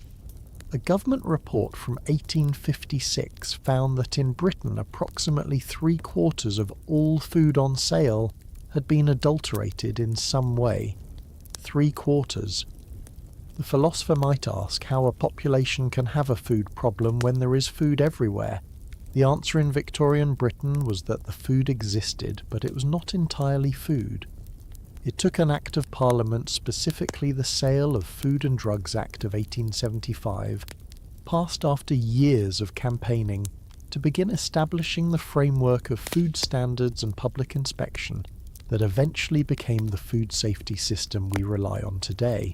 Now, and this is the part I genuinely love because it has a twist here, is something worth pausing on. The next time you read an ingredient label on packaged food and feel a flicker of unease about some long chemical-sounding name you do not recognise, remember this. The regulation that created that label, the entire system of ingredient disclosure and food safety testing, and permitted additive lists, all of it exists because Victorian chemists and social reformers looked at what was being sold to ordinary people and said clearly and loudly that this was unacceptable. The label you find slightly suspicious is the direct descendant of Arthur Hassel's microscope and his careful, patient outrage documentation of what he found in bread that was supposed to be bread.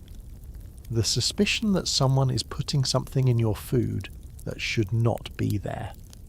That suspicion, it turns out, is completely historically grounded. The difference is that now there are consequences for it, and that word consequences brings me to something larger. Food throughout history was not just fuel. It was negotiation. It was chemistry. It was trust between seller and buyer, between harvest and stomach, between what the season offered and what the body needed. Every technique people developed, the salting, the smoking, the pickling, the fermenting, the careful timing, the sharp-nosed judgment at the market stall was a response to the fundamental vulnerability of eating in a world where the food itself could not be assumed to be safe. We have largely engineered our way out of that vulnerability, and we have done it so completely that most of us have entirely forgotten it was ever there. Which brings us to something else entirely. Because we have been talking in one way or another about what it meant to live in a body in the pre-industrial world, the smells that surrounded that body, the creatures that shared its space, the darkness it navigated, the beds it occupied, the food that sustained it. But we've not yet talked about the body itself. What it felt like from the inside to simply exist in skin and bone before aspirin, before corrective lenses, before anything as basic as a comfortable shoe. Because on top of everything else we've explored tonight, the pre-industrial body was also, and I say this with the greatest possible compassion for everyone who ever lived before us, almost continuously uncomfortable, and that story's coming up right now. Right now, at this very moment, your body's probably doing something almost miraculous.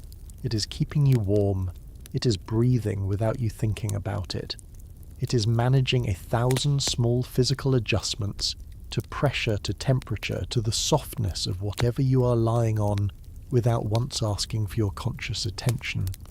And it is probably at this moment not in pain, or at least if there is some minor ache or tension somewhere, you have the quiet option of reaching for a painkiller, adjusting your position, or simply knowing that whatever this discomfort is, it will pass, and there are tools available to help it pass faster. That quiet confidence, that background assumption that pain is a temporary visitor and not a permanent roommate is one of the most extraordinary luxuries of modern life, and most of us do not even know we have it. The pre-industrial body was a different kind of experience, not because people were constitutionally weaker or less able to tolerate discomfort, but because pain for most of human history was simply more present, more constant, more unresolved. And it lived in places we rarely think about now, in the feet, in the mouth, in the eyes, in the back, grinding away at daily life, in ways that had no elegant solution and no real relief. Let us start with something almost laughably simple. Shoes. I want you to take off one of your shoes, if you're wearing any, and look at it for a moment. Notice that it is shaped differently from the other one. The right shoe curves one way, the left shoe curves the other. This seems obvious, so obvious that it barely warrants mentioning. Your feet, after all, are mirror images of each other. Of course your shoe should reflect that. Here is the thing. For the vast majority of human history they did not. From around the 14th century before the Common Era in Egypt until the middle of the 19th century, a span of roughly 3,000 years, shoes across most of the Western world were made on what cobblers called straight lasts.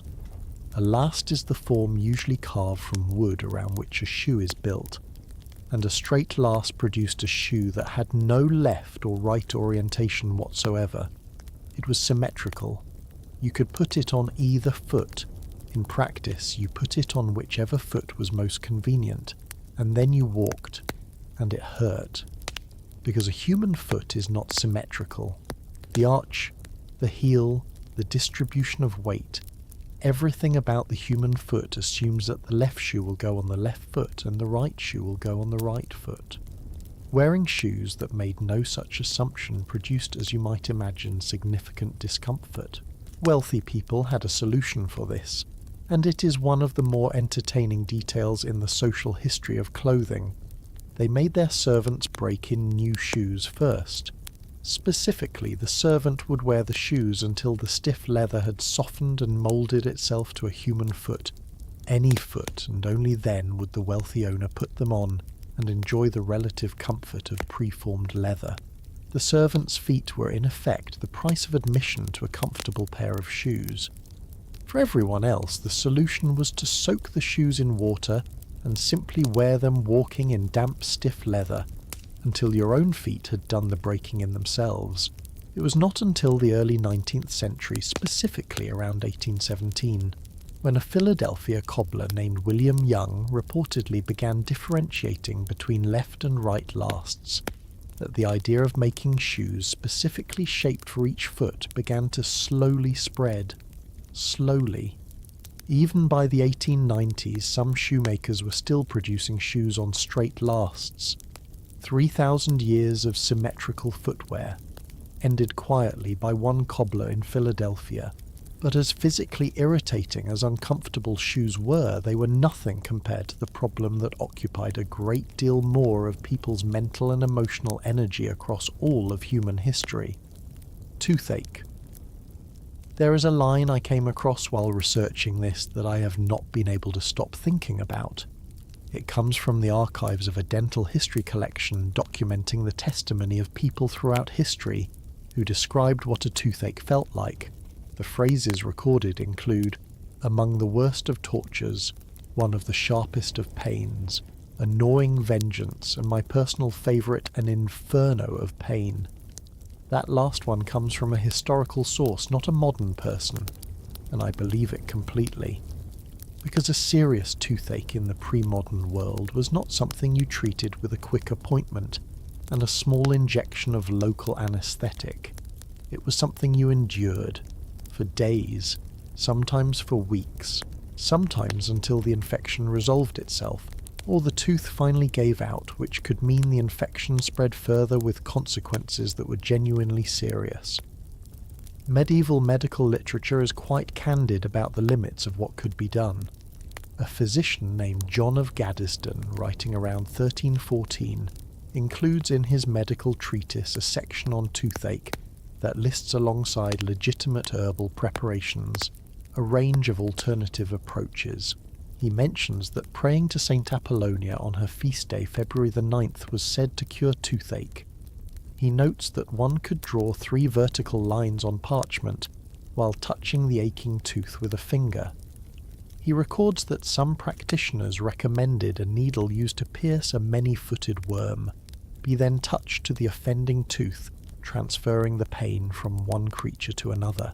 And he mentions, without appearing entirely convinced, that hanging a magpie beak around one's neck was said to help. To be fair to John of Gaddesden, he was also recording willow bark preparations and herbal poultices that contained what we now know to be genuinely active compounds. Willow bark contains salicylic acid, the natural precursor to the active ingredient in aspirin. But the prayer to Saint Apollonia and the magpie beak sit right alongside the willow bark in his medical text, because when you have a serious toothache and no real options, you try everything.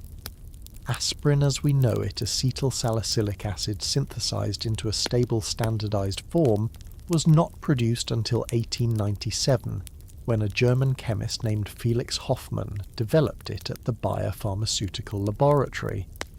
Before that, for all of recorded human history, the gap between something hurts and here is reliable relief was enormous, and tooth extraction, the last resort, was performed by barber surgeons. The same person who cut your hair could, if necessary, also pull your teeth using crude metal forceps without anaesthetic in conditions that made post-procedure infection a serious and common risk.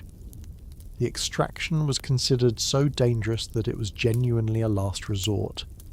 Better to endure the toothache a while longer than to face the alternative. Now here is something that shifts this picture in an interesting direction, because I do not want you to walk away from this with the image of pre-industrial people as simply suffering without understanding. They were remarkably ingenious, and some of their insights were centuries ahead of the science that would eventually catch up to them. Archaeological evidence from a site in Pakistan shows that humans were drilling into teeth to clean out decay as far back as 9,000 years ago. 9,000. Using flint-tipped tools with a precision that archaeologists describe as genuinely impressive for the era. In Slovenia, a 6,500-year-old human jaw was found with a tooth cavity filled with beeswax, a material that, as modern analysis has confirmed, has actual antibacterial and anti-inflammatory properties. Someone 6,500 years ago understood that a cavity needed to be sealed, and chose a material that was not only practical, but in a quiet biochemical way medically sound. They did not know why it worked. They just knew it worked. That gap between knowing something works and understanding why it works is one of the most human things in all of medical history. And then there were the eyes. Here is a question worth sitting with for a moment. If you wear glasses or contact lenses, or if your eyesight began to decline as you got older, have you ever thought about what your life would look like without them? Not as a philosophical exercise. Just practically. Could you do your job? Could you read? Could you recognize faces at a distance? For millions of people throughout history, that was simply the condition of life after a certain age. Vision declined and there was nothing to be done about it. Until there was. The first European eyeglasses appeared in Italy in the late 13th century, most likely around the year 1284 in or near the city of Pisa. A Dominican friar named Fra Giordano of Pisa, delivering a sermon in 1306, described the invention with a kind of awe that I find genuinely touching. He said it had been not yet 20 years since The art of making spectacles, one of the best and most necessary arts in the world, had been discovered, and he added, "I myself saw the man who discovered and practiced it, and I talked with him." Think about what this meant. Before 1284, if you were a scholar or a scribe or a craftsman who needed fine vision for your work and your eyesight began to fail as you aged, your working life was effectively over. The medieval equivalent of retiring due to vision impairment was not an exaggeration. It was simply a fact of getting older. After 1284, it was not inevitable anymore. But the rollout was slow. Early glasses had convex lenses only. They helped people focus on close objects, which was useful for reading. Concave lenses for nearsightedness for people who could not see clearly at a distance did not appear until the 15th century, and for most ordinary people, glasses remained expensive and inaccessible for generations. A friar in Pisa who had talked to the inventor could describe the discovery with reverence. The peasant in the field who needed those glasses to see clearly could not afford them. That gap between an invention existing and an invention being available to everyone is a recurring theme in the history of human comfort, and it is still in many parts of the world unresolved.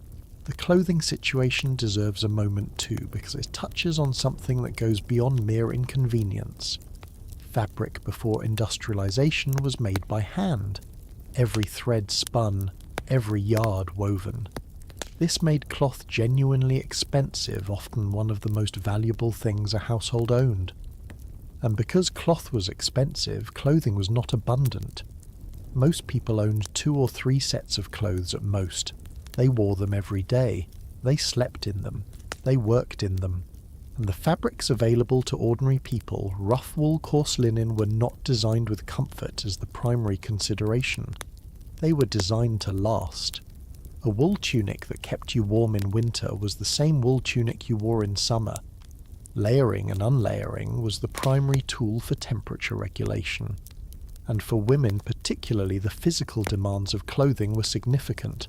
Long, heavy skirts that drag through the same streets we discussed earlier, collecting everything those streets had to offer.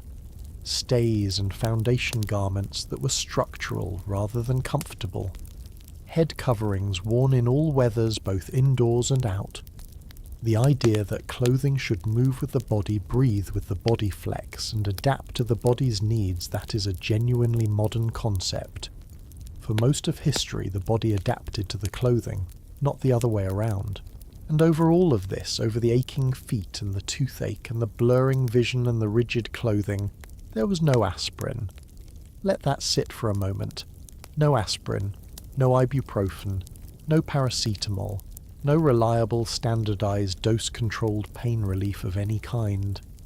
There was willow bark tea, which worked imperfectly and inconsistently. There was opium, which was available to those who could find and afford it, and which came with its own significant costs. There was alcohol, which dulled rather than healed. And there was endurance.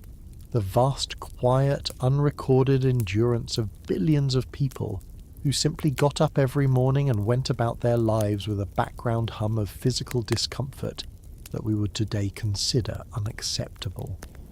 They did not complain about it in the way we might imagine, not because they were stoic in a philosophical sense, but because complaining required an audience who understood there was another way, and for most of history there was no other way. I think about this sometimes when I reach for a tablet because I have a headache. The act takes 3 seconds. I do not think about it. I barely register it as a decision. But somewhere in the background of that 3-second act is an enormous amount of history. Thousands of years of people with headaches who could only wait. One chemist in Germany in 1897 who synthesized a molecule that changed the experience of being a human body. And all the people between then and now who worked slowly to make that molecule cheap enough and available enough that I can reach for it without thinking. All of which leads us somewhere interesting. Because if you accept the idea that the pre-industrial body was more uncomfortable than we typically imagine, the aching feet, the failing eyes, the untreated pain, then you have to reckon with an obvious question. How did people deal with it? Not just physically, but in terms of temperature. Because before central heating, before insulated walls, before wool-lined, everything was simply not enough winter. In Europe was not a season, it was a siege. And the way people survived it, the things they built and burned and shared to make it through, is a story that says something profound about human ingenuity under pressure. That is exactly where we are headed next. Cold is something most of us experience as an inconvenience. A sweater pulled on, a thermostat adjusted, a car that takes an extra minute to warm up. We feel cold, and then we do something about it, and then we stop feeling cold. The whole interaction rarely lasts longer than a few minutes, but cold for most of human history was not something you resolved. It was something you negotiated with. Every single day from the first frost of autumn to the last grey weeks of winter, cold was a constant presence, not in the dramatic survival movie sense of imminent death from exposure, but in the quieter, more grinding sense of something you could never fully escape. It lived in the walls, it crept up through the floor, it sat in the corners of rooms that a single fire could never quite reach. And learning to live with that, to build your life, your routines, your architecture around a cold that never fully left, is one of the most quietly remarkable things about the pre-industrial world. Let us start with the house itself. A medieval peasant's home in northern Europe was a single room, roughly. It might have had a partition or two, but the essential reality was one shared space. Sleeping, cooking, eating, working, often sheltering the animals as well. In the centre of this room, or along one wall if there was a hearth built into the stone, was the fire. Not a fireplace in our sense, a contained decorative element behind a grate. A fire pit, open, fueled by wood, sometimes peat, occasionally dried dung. And the smoke from this fire rose and spread through the room before drifting out through a hole in the roof, because the chimney, the architecturally clever invention that channels smoke upward and out, was not common in ordinary homes until the 12th century at the earliest, and did not reach widespread use among ordinary people for centuries after that. Before the chimney fire meant smoke, and smoke meant that the air inside a medieval home, particularly in winter, when the fire burned longest and the ventilation was minimal, was not what we would consider comfortable. A thin, persistent haze, ceilings blackened by years of accumulated soot, eyes that adjusted over a lifetime to conditions that would send a modern visitor reaching for the door. But here is the thing about that fire. It was the centre of everything. Not just heat, not just cooking. It was light. It was community. It was the reason people gathered in the same space rather than dispersing to separate rooms. The fire was the irreplaceable heart of the home, and around it in winter the entire household lived. Now here is something that I think genuinely deserves a moment of quiet astonishment. During the period roughly between 1300 and 1850, much of Europe, particularly northwestern Europe, experienced what climatologists call the Little Ice Age, a period of significant regional cooling that produced winters substantially harsher than anything most of us have ever experienced. Average temperatures in the British Isles dropped by as much as 2 degrees Celsius compared to the preceding warm period. That might not sound dramatic, but in climatological terms 2 degrees is enormous. It is the difference between rivers staying liquid and rivers turning to ice. And turn to ice they did.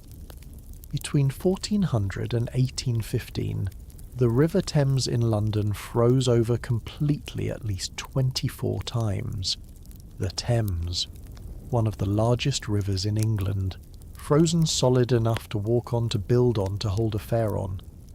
The earliest recorded frost fair took place in 1608. People came out onto the ice and played football, wrestled and danced on the frozen surface of what was normally one of the busiest waterways in the country. 12 years later, in the frost of 1621, the ice was so thick that teenagers apparently felt confident enough to light a fire and burn a gallon of wine directly on the Thames, on the river, because it was at that point essentially a very cold floor. And then there was the winter of 1683 to 1684, the coldest winter in the English instrumental record. The Thames froze for 7 consecutive weeks. A physician named John Downes, who kept careful records at the time, noted temperatures of around -4 degrees Celsius indoors and -12 degrees Celsius outdoors. -4 degrees Celsius inside the building, with the fire burning. The cold was not something you escaped by going home. During the Great Frost of 1684, a frost fair spread across the ice so large and so organised that it essentially became a temporary city. It extended for roughly 3 miles along the frozen river. King Charles II came with the royal family. Paupers came too. Stalls sold beer, wine, coffee, brandy, beef oysters, gingerbread and spiced pies. People went sledging, skating, bowling, dancing. There were puppet shows, peep shows featuring tame monkeys, fire eaters, and at least one lottery. And one particularly entrepreneurial printer named George Davis set up a full printing press on the ice, and for a small fee would print your name on a souvenir card commemorating your visit to the frozen river. The city had turned its disaster into a festival, which is, and I say this with genuine admiration, an extraordinarily human response to a terrible winter. But the festival had a shadow. In the same winter of 1684, burials across London were suspended for weeks because the ground was frozen too hard to dig graves. Trees split apart under the pressure of expanding ice inside their trunks, a sound described by contemporary witnesses as like the crack of a gunshot. Some preachers declared the frost to be divine punishment and called for public repentance. And the poor who could not afford enough fuel to keep themselves warm were simply dying. Now here is a detail that I find almost unbearable in its specificity. In those winters in ordinary homes across England and France and the Netherlands, it was not uncommon for ink to freeze inside the inkwell sitting on the writing desk. Not outside, inside, on the desk, in the room where people worked and wrote and tried to conduct the ordinary business of their lives. There are diary entries from educated people of the 17th and 18th centuries mentioning almost as a matter of routine that they had to warm their ink before they could write their morning correspondence. Just part of the morning, like how we might make coffee first, warm the ink, then write. The temperature inside your own home was simply not something you controlled. It was something you accommodated. Different cultures found different solutions to this, and some of them are genuinely fascinating. In Russia for centuries, the heart of the traditional peasant home was not a fire pit or a fireplace, but a great masonry stove, a structure so large it dominated the entire room. It was used for heating, for cooking, for drying clothes and herbs and food, and for sleeping. The stove would be heated in the morning, and once it reached temperature, it would continue radiating warmth for hours. The sleeping area, called the polot, was built on shelves installed between the wall and the top of the stove. 6 people could sleep up there at once, nestled against the warm ceramic surface above the cold that settled lower in the room. Children who were too small to climb were lowered in on a specially designed wooden spade. Think about that. You would sleep on top of your stove, not as a desperation measure, as the designed, intended, perfectly logical sleeping arrangement for a household that understood exactly where the warmth went. In France and parts of the Netherlands, a different approach emerged during the most brutal winters of the Little Ice Age. Some peasant communities essentially hibernated, not literally in the way bears do, but close. When the cold reached its worst and the food supplies were low and the fuel was running out, entire villages would slow to an almost complete stop. People would stay in bed for most of the day, conserving warmth, eating as little as possible to stretch the stores, moving only when necessary. A French traveller documenting peasant life in the early 19th century wrote with something between amazement and distress about finding villages in which entire families had simply taken to their beds for the winter, emerging only briefly each day to check on the animals and keep the fire barely alive. It is an image that sounds medieval, but it was happening within living memory of people who were alive during the American Civil War. Winter in those places was not just cold. It was a kind of enforced stillness that the body imposed because the alternative moving, burning calories staying warm through activity simply cost more than the food supply could support. What does a person do when they cannot make themselves warm enough? They build architecture around the problem. In the Palace of Westminster in London, records from the 1230s show that windows were being glazed specifically because the rooms were, and this is the actual complaint recorded in the historical document Too Windy. Not decoratively, not for beauty, because the people living and working inside the palace could not otherwise function. Meanwhile, in ordinary homes where glass was entirely unaffordable, people sealed their window openings with oiled paper, with scraped animal skin, with whatever thin membrane could block the wind without blocking all the light. In southern France, on the island of Maguelone, the windows of a cathedral complex were sealed with mortar every winter and reopened each spring. Mortared shut every year, and then reopened. The cold was so regular, so predictable, so unavoidable that this had become a seasonal rhythm seal. The windows in autumn opened them in spring the way we might set a thermostat. They were not passive in the face of the cold. They were ingeniously active. They just had to work so much harder for results we now achieve by pressing a button. Firewood deserves its own mention because the economics of fuel in a pre-central heating world are staggering in their implications. Running out of firewood in midwinter was not an inconvenience. It was a potential death sentence. Specifically, it meant that you could not perform the physical labour required to acquire more firewood because you were too cold, and so the situation became self-reinforcing in the worst possible way. Medieval households in England and France devoted a significant portion of autumn labour to woodcutting and storage. Not because they were being especially organised, because failing to do so could mean not surviving February. In parts of Russia, contemporaries recorded that the peasants kept their fuel as carefully as their food, which is to say, with the kind of anxious attention that anyone who has ever genuinely not known where their next resource was coming from will recognise immediately. And the wealthy, of course, solved this problem with money. In 19th century England, the great house of Whitley Court in Worcestershire burned through 30 tons of coal every single day to keep itself warm. 30 tons per day. The house had a network of underground tunnels specifically designed for moving coal efficiently from storage to the many fireplaces distributed throughout the building. A technological solution to the coal distribution problem of keeping an enormous house warm in winter. For everyone who was not living in Whitley Court, the solution was simpler and harder. You wore more, you moved less, you gathered closer, you made do. What I find most striking about all of this is not the suffering, it is the creativity. The Russian stove-sleeping shelf, the French hibernation, the stone-sealed windows of Maguelone, the Thames frost fair. None of these are the responses of a defeated people.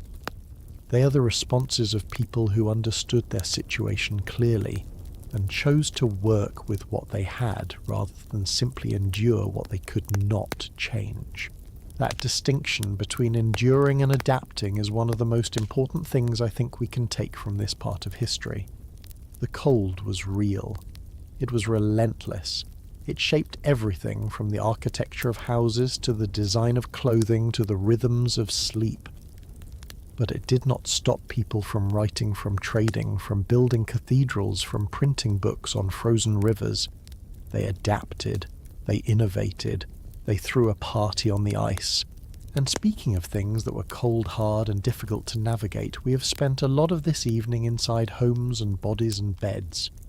But there is a world outside those walls that we have only touched on briefly. Streets that were not just cold. Streets that were for most of history genuinely and impressively unpleasant to walk through for reasons that go well beyond the weather. Because before the modern city, before drainage and paving and sanitation infrastructure, the street was not simply where you travelled. It was where everything ended up, and understanding what that looked like and smelled like, and how people navigated it on a daily basis, adds one more layer to this picture of daily life that I think you will find genuinely surprising. Walking is one of the simplest things a human body does. You do it without thinking. You step out the door, put one foot in front of the other, and the world unfolds around you. Most of us, when we think about city streets in history, picture something vaguely romantic. Cobblestones, cloaked figures moving through lamplight, the clatter of horses on narrow lanes. And all of that is accurate. What the romantic version leaves out is what you would be walking through. Because the pre-industrial city street was not just a thoroughfare, it was a disposal system. The only disposal system most cities had. And understanding what that actually meant in physical sensory daily terms turns the whole image of urban history inside out. Let us establish something clearly right at the beginning. The chamber pot. If you lived in a city before the mid-19th century, and you did not have access to a private privy or an outdoor cesspool, your bathroom was a ceramic vessel kept under the bed or in a corner of the room. When it was full or when morning came, you emptied it. Not into a drain, not into a designated facility, out the window, onto the street below. If you were considerate, you shouted a warning first. The French phrase was garde l'eau, watch out for the water. An elegant locution for something that was categorically not water. Men over time evolved a habit of walking on the outside of a footpath nearest the street, partly as a gesture of chivalry toward whoever they were walking with, and partly because the outside position was closer to the trajectory of whatever might come flying out of an upper story window. It was not random. It was a calculated spatial arrangement based on an intimate understanding of urban projectile dynamics. Ladies, for their part, tended to walk close to the buildings where the angle of descent meant they were less likely to receive a direct impact. These were not written rules. They were simply how you navigated a city. Now, the chamber pot was only part of the story, because cities also contained horses, enormous numbers of horses. In the Victorian era, London had somewhere between 50,000 and 300,000 working horses at any given time. New York City at the turn of the 20th century had between 100,000 and 200,000. Each horse produces somewhere between 10 and 15 kilograms of manure every single day, and several litres of urine. In a city of 100,000 horses, that is somewhere between 1 and 1.5 million kilograms of manure produced daily. Before the automobile, before any kind of mechanized waste management, when the primary tool for dealing with it was a man with a shovel and a cart. The situation was so severe in New York City by the late 19th century that in some neighborhoods, the accumulated manure on streets rose to heights of between 2 and 6 feet in winter, when frozen waste compacted with snow and was simply left to pile up. 6 feet, the height of a tall person, in manure on a city street, in New York City, not medieval, the 1890s. Horse carcasses presented an additional and particularly grim problem. A dead horse is a very large object, far too heavy for a person to move alone, and in a city that had no organised system for removing them, a dead horse simply stayed where it fell, in the street, until it decomposed enough that it could be broken apart and carried away in pieces. Contemporary accounts from London and New York describe streets where dead horses lay for days, sometimes longer. The smell in summer is left to the imagination. The flies they attracted, given that horse manure was their primary breeding ground, were so numerous that a scientist at the United States Bureau of Entomology estimated in 1895 that 95% of all flies in America originated from horse manure. 95% of all flies from horse manure. The crisis came to a head in a very specific and fascinating way in 1894.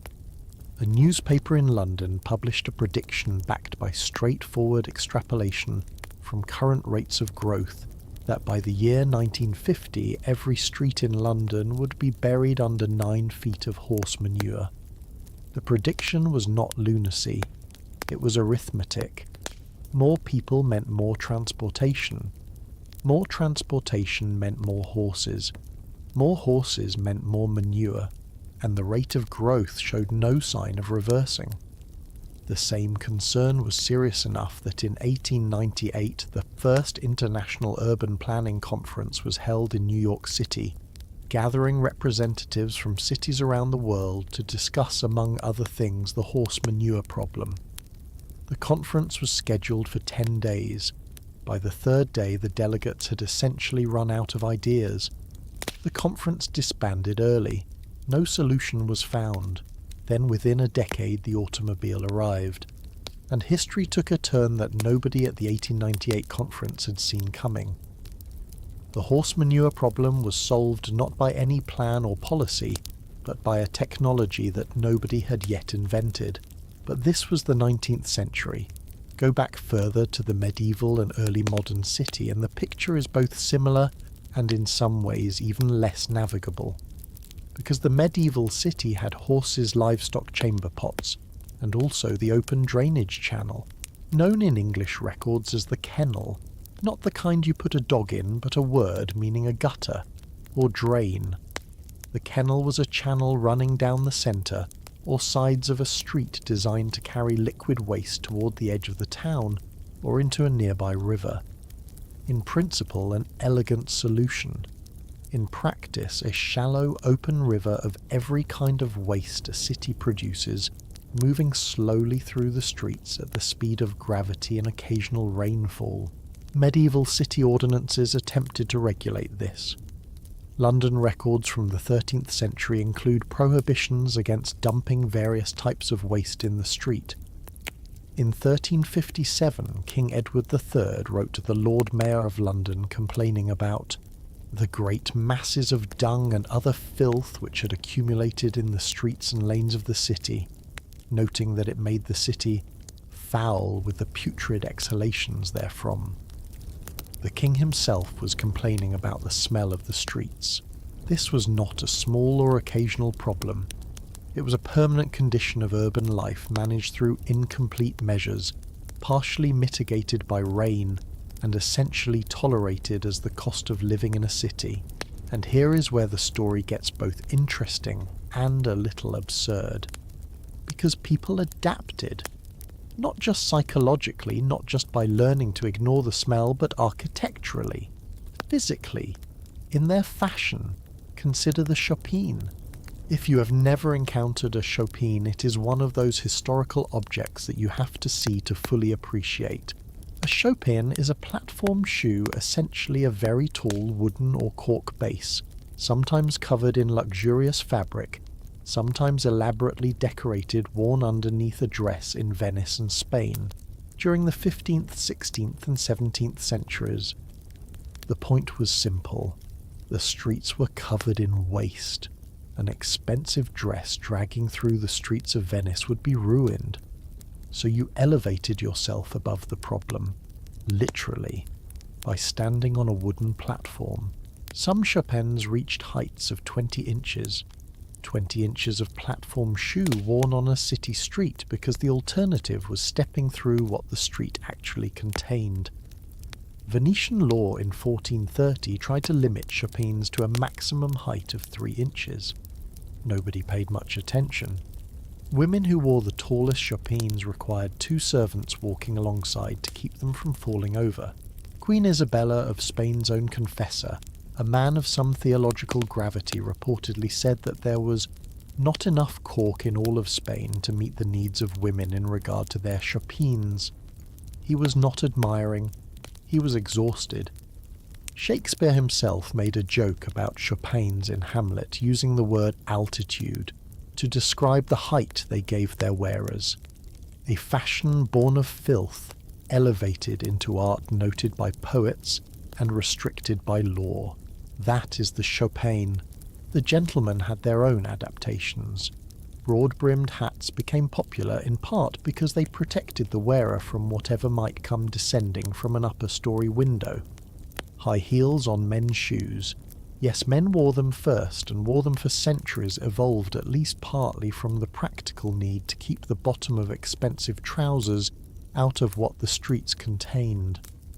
The crossing sweeper became an established urban profession. These were boys, mostly who positioned themselves at busy intersections, and for a small payment from a pedestrian wishing to cross swept a clear path through the accumulated filth, so that the paying customer could cross without ruining their footwear. In London during the Victorian era, crossing sweepers were a fixture of city life visible in paintings, mentioned in novels, an accepted feature of urban infrastructure. The fact that their job needed to exist tells you everything about the condition of the streets. There is a statistic I keep returning to because I think it captures the scale of what was happening in a way that purely descriptive language cannot quite reach. In the year 1900, New York City collected approximately 500 tons of horse manure from its streets every single day. 500 tons per day. And this was considered more or less manageable by the standards of the time because by 1900 the city had organised collection crews, the men in white uniforms known as the White Wings, hired by Sanitation Chief George Waring Jr., doing systematic sweeps of major avenues. Before that, the situation had been considerably worse. I think what strikes me most about all of this, and I want to be honest about this reaction, is not the disgust exactly. It is more like vertigo. The vertigo of realising how recent all of this is. The clean street, the covered drain, the absence of animal waste from the place where you walk. These are not ancient achievements won thousands of years ago, they are modern ones. Within living memory of some of the oldest people alive today, horses were still a common sight on city streets. The transition from the horse-drawn to the motorised city happened within a few decades around the early 20th century, and the engineering that made streets walkable, the underground drainage systems, the water treatment facilities, the organised waste collection that was mostly built within the last 150 years, not millennia, decades. And the reason I want to linger on this for a moment is because it connects to something larger. Throughout this entire journey tonight, through the smells and the bugs and the darkness and the shared beds and the bad food and the aching bodies and the frozen winters, and now these streets, there is a single thread running underneath all of it. Not suffering, not resignation, but the constant, relentless human drive to fix things. Every problem we have talked about tonight produced eventually a solution. Not always quickly, not always gracefully. Sometimes it took a crisis. Sometimes it took a king complaining about the smell from his palace window. Sometimes it took a woman wearing 20-inch platform shoes and 2 servants to hold her upright before someone finally decided to do something about the streets. But the impulse was always there. This is unbearable. We can do better. And speaking of doing better, we have one more truly extraordinary annoyance to explore. Because we have covered what people lived in and walked through and ate and wore and felt in their bodies. But we have not yet talked about the one thing that connected all of these experiences, the one resource so fundamental that without it, none of the solutions we have discussed would have been possible. Information. Or more precisely, the agonizing, maddening, world-altering problem of getting information from one place to another before anyone had figured out how to do it reliably. Because before the telegraph, before the newspaper, before the reliable postal system not knowing things was one of the most constant grinding annoyances of daily life, and the lengths people went to in order to close that gap are both astonishing and in a way that I think you will find deeply familiar, completely human. Think about the last time you found out some important news, a family announcement, something happening in the world, a message from someone you love. Whatever it was, you probably found out about it within minutes or hours at the most. You may not have even been looking for it. It found you on a screen through a notification in a message that arrived while you were doing something else entirely. Now, imagine living your entire life without that. Imagine that the time between something happening and you learning about it was measured not in minutes or hours, but in weeks, sometimes months, sometimes in the most extreme cases never, because the information simply never reached you. That was not an exceptional situation in human history. That was the ordinary state of affairs for virtually everyone who ever lived before the mid-19th century. And what that actually meant in daily life, in relationships, in commerce, in the way whole nations functioned, is more profound than most of us have ever stopped to consider. Let us begin with something as simple as sending a letter. Before the reforms of the 1840s, sending a letter in Britain was a transaction of remarkable complexity. The cost was not fixed. It varied by distance. It varied by the number of sheets of paper inside. And here is the part that, whenever I explain it to people, produces the most surprised reactions. The cost was usually paid not by the person who sent the letter, but by the person who received it. You sent a letter to someone you loved who lived 3 towns away. They paid to receive it, and here is the consequence of that arrangement: they could refuse. If you could not afford to pay the postman, you simply said no. The letter was returned. The communication never happened. For working-class families in which any family member had moved away to find work, which was increasingly common. As the Industrial Revolution drew people into cities, this meant that leaving home could mean losing touch entirely with the people you had left behind. Sending a letter cost at its most expensive roughly a day's wage for a working-class person. A day's wage for a single letter. In this environment, people developed extraordinary workarounds. One of them was cross-writing. Cross-writing involved writing a letter in the normal horizontal direction, then rotating the paper 90 degrees and writing over the same page in the vertical direction, creating a dense crisscross of text that could be decoded by a patient reader. The purpose was simple. Postage was charged partly by the number of sheets. If you could fit twice the words on one sheet, you paid for one sheet. Your correspondent had to work a little harder to read it, but you saved half the postage. Anyone who has read Jane Austen will recognise her letters, and the letters in her novels are full of characters managing exactly this kind of calculation. The way people wrote was shaped by the cost of sending. The man who changed all of this was a schoolteacher named Rowland Hill, who in 1837 published a pamphlet challenging the entire logic of the existing postal system. Hill's insight was elegant. He argued that the actual cost of transporting a letter, the physical act of moving it from one place to another, was almost entirely unrelated to the distance it travelled. Almost all the expense came at the two ends: collecting the letter, sorting it, delivering it. The miles in between were comparatively cheap. So why was the system charging based on distance? He proposed something radical: a flat rate. 1 penny for any letter going anywhere within Britain, paid by the sender in advance. The mechanism for proving advance payment would be a small adhesive piece of paper fixed to the letter, what Hill described as a bit of paper just large enough to bear the stamp and covered at the back with a glutinous wash.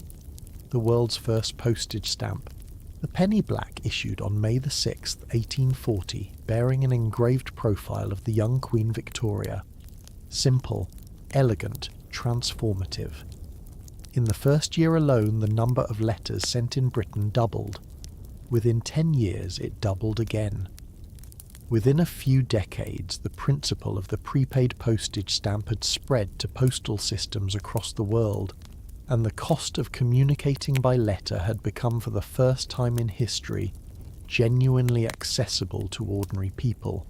But I want to linger for a moment on what communication actually looked like before Rowland Hill, and before the telegraph and before the newspaper, because I think we genuinely underestimate how different the world felt.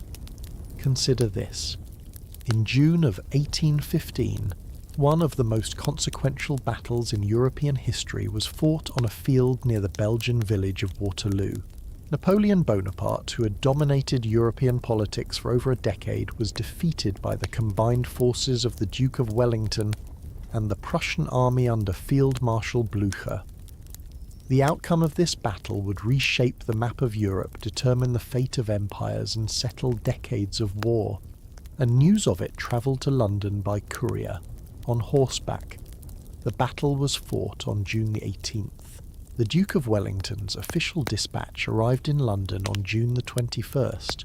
3 days later, 3 days for the most important news on earth to travel roughly 250 miles.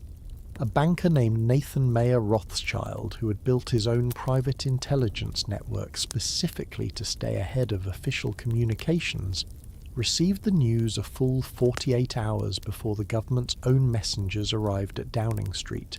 He knew the war was over before the government did. That gap, 48 hours, was considered a remarkable competitive advantage, and it was obtained by having faster horses and more reliable couriers than the official system, not by technology, by horses. Now think about what this meant for ordinary people. Not bankers with private courier networks, not generals with dispatch riders, ordinary people. If you had a relative living in another country, a brother who had emigrated to the Americas, a daughter who had married and moved to a distant city, news travelled at the speed of a ship or a horse. A letter sent from London to someone in colonial Massachusetts in the 17th century took weeks at minimum. News of a death, a birth, a marriage, a war. All of it arrived on a delay so long that events had already unfolded, resolved and moved into history by the time the news of them reached you. You could learn that someone had died months after they were buried. You could send congratulations on a birth to a child who had already celebrated a birthday. You could receive an urgent warning about a danger that had already passed. Time for the pre-industrial person was not a synchronized shared experience the way it is for us. It was local. Where you stood was when it was. The rest of the world existed in a kind of informational fog, and the news that did reach you was not necessarily reliable. Before the organized press, before the telegraph, before any centralized mechanism for verifying what had happened, and distributing accurate information, rumours moved far faster than facts. A letter from a merchant in another city might contain news of a battle, a shipwreck, a royal death. But that merchant had heard it from someone else, who heard it from a traveller, who had it from someone who claimed to have been there. The chain of transmission was long. Every link introduced the possibility of error, exaggeration, or invention. Entire communities made decisions whether to plant, whether to travel, whether to send ships, whether to prepare for war based on information that might be weeks old, partially wrong, or entirely fabricated. This was not paranoia. This was simply the operating environment. There is something about the arrival of information in this world that I find genuinely moving, and I am not sure I can fully explain why. But I think it is this. When news travelled slowly, when a letter took weeks, and cost a day's wage to receive, the act of communication carried a weight it has largely lost. A letter was evidence that someone had chosen to spend time and money to reach across distance and touch your life. The delay between sending and receiving created a kind of suspended anticipation that we no longer have. The wait was part of the experience, and when word finally arrived, when the messenger knocked, when the letter was handed over, The moment of opening it was charged with something that instantaneous communication cannot replicate. This is not to say that slow news was better. It was categorically objectively worse in almost every practical dimension. People made decisions on bad information. Families were separated without the means to reach each other. Merchants lost fortunes because news arrived too late. But there was in that slowness a kind of weight to each word, a gravity, because every sentence had cost something to send. Here is something worth pausing on. We can now send a message to anyone on Earth in seconds for free. Billions of people carry devices that allow instant communication as a baseline, unremarkable feature of daily life. And yet studies consistently find that people today feel less informed, less connected, and more anxious about what they might be missing than at almost any other point in modern history. We receive 1,000 times more information than our great-grandparents, and we often feel we understand less. I'm not drawing a simple nostalgic conclusion from this. The telegraph was a miracle. The postal system was a miracle. The internet is a miracle. But what the history of communication teaches us is that the problem of information, of knowing what is true, of reaching the people who matter, of making sense of what is happening in the world has always been with us. It just used to show up as too little. Now it shows up as too much. What strikes me most, looking at all of this, the slow letters, the expensive postage, the delayed news, the cross-writing and the couriers, and the 48-hour gaps, is the sheer determination underneath it all. People wrote letters they were not sure would arrive. People paid postage they could barely afford. People built entire private courier networks in the hope of knowing something sooner, because connection mattered, because information mattered, because even across enormous distances, even through enormous delays, people refused to accept that the gap between them and the people they cared about was simply uncrossable. That impulse to reach, to communicate, to close the distance is as old as language itself. The technologies around it have changed beyond recognition. The impulse has not. And on that note, the note of what humans will endure in order to stay connected, to feel informed, to understand the world they are living in, we arrive at the last full stop on our journey tonight. Because after everything we have explored, after all the discomfort and the darkness and the cold and the noise and the slow letters and the uncertain food, there is one more question sitting quietly at the end of all of it, the one that connects every part of this story. How did people bear it? Not just survive, but bear it. With enough grace and enough ingenuity and enough stubborn human persistence to build the world that we in turn inherited. The answer is more interesting than you might expect. And it brings us at last to the place where every good story eventually arrives. The end and what it means. We have spent this entire journey cataloguing discomfort. The smells, the bugs, the darkness, the shared beds, the uncertain food, the aching bodies, the frozen rooms, the filthy streets, the slow letters. And somewhere along the way a question has probably been forming in the back of your mind. Not, how did people survive all this? Because survival is relatively straightforward, even under difficult conditions. But something more specific, something more personal. How did they bear it with enough grace to also do everything else? To write poetry and build cathedrals and raise children and fall in love and make music and argue philosophy and invent things and keep going? How did a person crawling with lice in a cold, drafty house with a toothache, with no reliable news from the outside world, with ink freezing on the desk and waste running through the street below the window, how did that person also manage to be in some deep and irreducible sense human? The answer, I think, is both simpler and more interesting than you might expect. And it starts with something that might surprise you. It starts with the lice. The powdered wig. If you have ever seen a portrait of an 18th century nobleman, that enormous, towering, elaborately curled mountain of white hair, and wondered what on earth was going on here is the full story. It began as so many things in history do with the disease, specifically syphilis. By the 17th century, syphilis had been spreading through European populations for over a century, one of its visible symptoms, and this was particularly devastating for men in a culture that equated flowing hair with power, health and virility, was patchy progressive hair loss. King Louis XIII of France, who ruled from 1610 to 1643, began losing his hair prematurely. He started wearing a wig. His courtiers, with the eager conformity that courts have always displayed toward whatever the king does, immediately followed. Within years, wigs were fashionable across the French nobility, and since France set the tone for European fashion in the 17th century, they spread rapidly across the continent.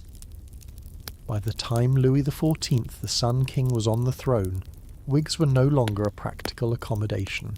They were an art form. Louis XIV employed 40 wig makers, not one, 40. His wigmaker, Georges Binet, was reported to have declared that he would strip the hair from every subject in France if necessary to cover the king's head properly. One of Louis XIV's great wigs required up to 10 heads of human hair to construct, but here is the part that turns this whole extravagant story sideways. The wig was not just fashion, it was in a completely accidental way also a public health measure. Because head lice, which we have already established, were a nearly universal companion of human life in the medieval and early modern world, were genuinely difficult and unpleasant to manage in natural hair. A wig changed the equation entirely. To wear a wig properly, you shaved your head first, and a shaved head gave lice nowhere to live. Meanwhile, the wig itself, when it inevitably became infested because lice went wherever human hair was, whether it was attached to a head or not, could simply be sent to the wig maker, who would boil it, which killed the lice. Problem managed. No painful nitpicking, no hours of tedious grooming. Just send the wig to the shop, collect it clean, go about your day. The wig as lice management system was not why the wig became fashionable. But once it was fashionable, this practical benefit helped it stay fashionable for well over a century. And by the mid-18th century in Paris alone, the number of wig makers had grown from around 200 in 1673 to over 800 in 1765. 800 wig makers in one city, all employed essentially to help people deal with the same small persistent creatures that had been sharing human hair since the beginning of recorded time. This is a pattern that runs through the entire history of human discomfort. Not surrender, not resignation, workaround. Creative, sometimes absurd, often ingenious workaround. The wig was a workaround for lice. The chopine was a workaround for filthy streets. The pomander was a workaround for urban smells. The crossed writing letter was a workaround for expensive postage. The frost fair was a workaround for a frozen river. Everywhere you look in this history, at every level of society, what you find is not people passively enduring, but people actively, relentlessly, sometimes brilliantly working around whatever inconvenience the world had placed in front of them. And when the workaround was not available, when the lice could not be managed, the cold could not be escaped, the pain could not be relieved, the letter would not arrive, then people did something else entirely. They made it a festival. This is perhaps the most profound coping mechanism in all of human history, and it is one we have almost entirely overlooked in our journey tonight. The deliberate, ritualized, socially sanctioned inversion of everything that was hard. Consider Saturnalia. Every December, from at least the 3rd century before the Common Era until the decline of the Roman Empire, the city of Rome did something extraordinary for 7 days. It turned itself upside down. Masters served their enslaved people at table. Enslaved people were allowed to speak freely, to gamble, to wear the clothing of free citizens. The rigid social hierarchy that governed every other day of the year was suspended by collective agreement for 1 week. There was a designated king of Saturnalia chosen by lot from the household, usually someone of a lower rank whose absurd, often outrageous commands had to be obeyed. The Roman poet Catullus called the festival the best of days. Pliny the Younger, who apparently found the noise somewhat much, retreated to his room while the rest of the household celebrated. Seneca complained that the whole mob has let itself go in pleasures. These are not the descriptions of a reluctant ritual. This was the most eagerly anticipated holiday of the Roman year, and its energy was not random. It was deliberately designed, as the historian and author Macrobius noted the inversion. The temporary equality, the licensed disorder, was understood as a ritual reenactment of the mythic Golden Age, when all people lived without hierarchy, without suffering, without the grinding daily inequalities of ordinary life. For 7 days a year Rome pretended together and openly that the world was better than it was. And then it went back to normal, because everyone understood that the holiday would end. That was the point. The release was real precisely because the limits were real. The medieval world inherited this impulse and made it its own. The Feast of Fools, celebrated around the 1st of January across much of Europe during the Middle Ages, was Saturnalia with clerical robes. Junior clergy assumed the positions of their superiors. Elaborate parodies of the Church's own rituals were performed. The dignified solemnity of ecclesiastical authority was mocked gently by the very people over whom it held power. Bishops' robes were worn by choir boys. False popes were elected. Church officials wore masks or dressed in women's clothing. The medieval Lord of Misrule, elected at Christmas to preside over 12 days of controlled chaos, issued commands that range from the merely surprising to the genuinely outrageous. And the Church itself, though it tried repeatedly to ban these practices and sometimes succeeded, for a time ultimately could not extinguish them, because they were meeting a need so fundamental that suppressing them in one form only caused them to resurface in another. That need was this. People living in difficult conditions need periodically to look their difficulty in the face and laugh at it, not to deny it, not to pretend it is not there, but to name it, to perform it, to turn it theatrical, and in doing so to assert something that all the difficulty in the world cannot take away. The fact that you are still here, that you can still laugh, that the world is hard and you know it and it has not finished you yet. Can I ask you something personal for a moment? Think about the last time something was genuinely difficult, not catastrophic, just the grinding daily kind of difficult. Exhaustion, frustration, the kind of low-level discomfort that does not have a name but sits on you like weight. What did you do? Most of us, I suspect, did not do it alone. We called someone, we went somewhere, we gathered. Maybe we complained, which is its own kind of saturnalia, the ritual naming of hardship, the collective acknowledgement that it is real. Maybe we laughed. Maybe we ate something good. Maybe we just sat with people who understood. That gathering impulse, that movement toward connection when things are hard, is as old as our species. It predates writing. It predates cities. It is in us before we know how to name it. And the festivals were simply the organised, institutionalised, socially endorsed version of exactly this. There is one more thing I want to say about the people who lived through everything we've explored tonight. Something that took me a long time to articulate properly.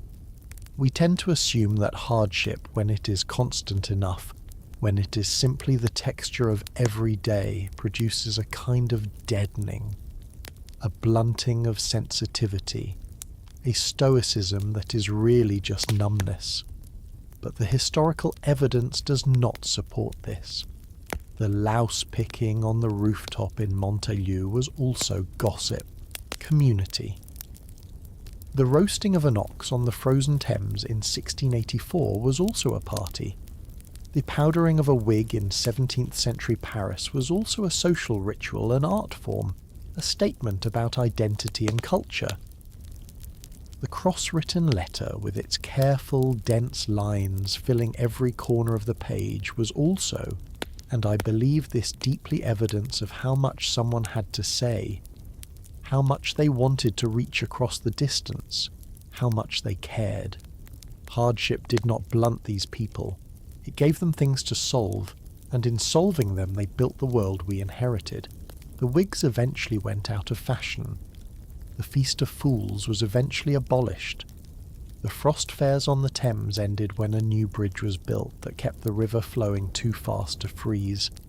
The lice were gradually imperfectly, incompletely managed by soap and sanitation and scientific understanding.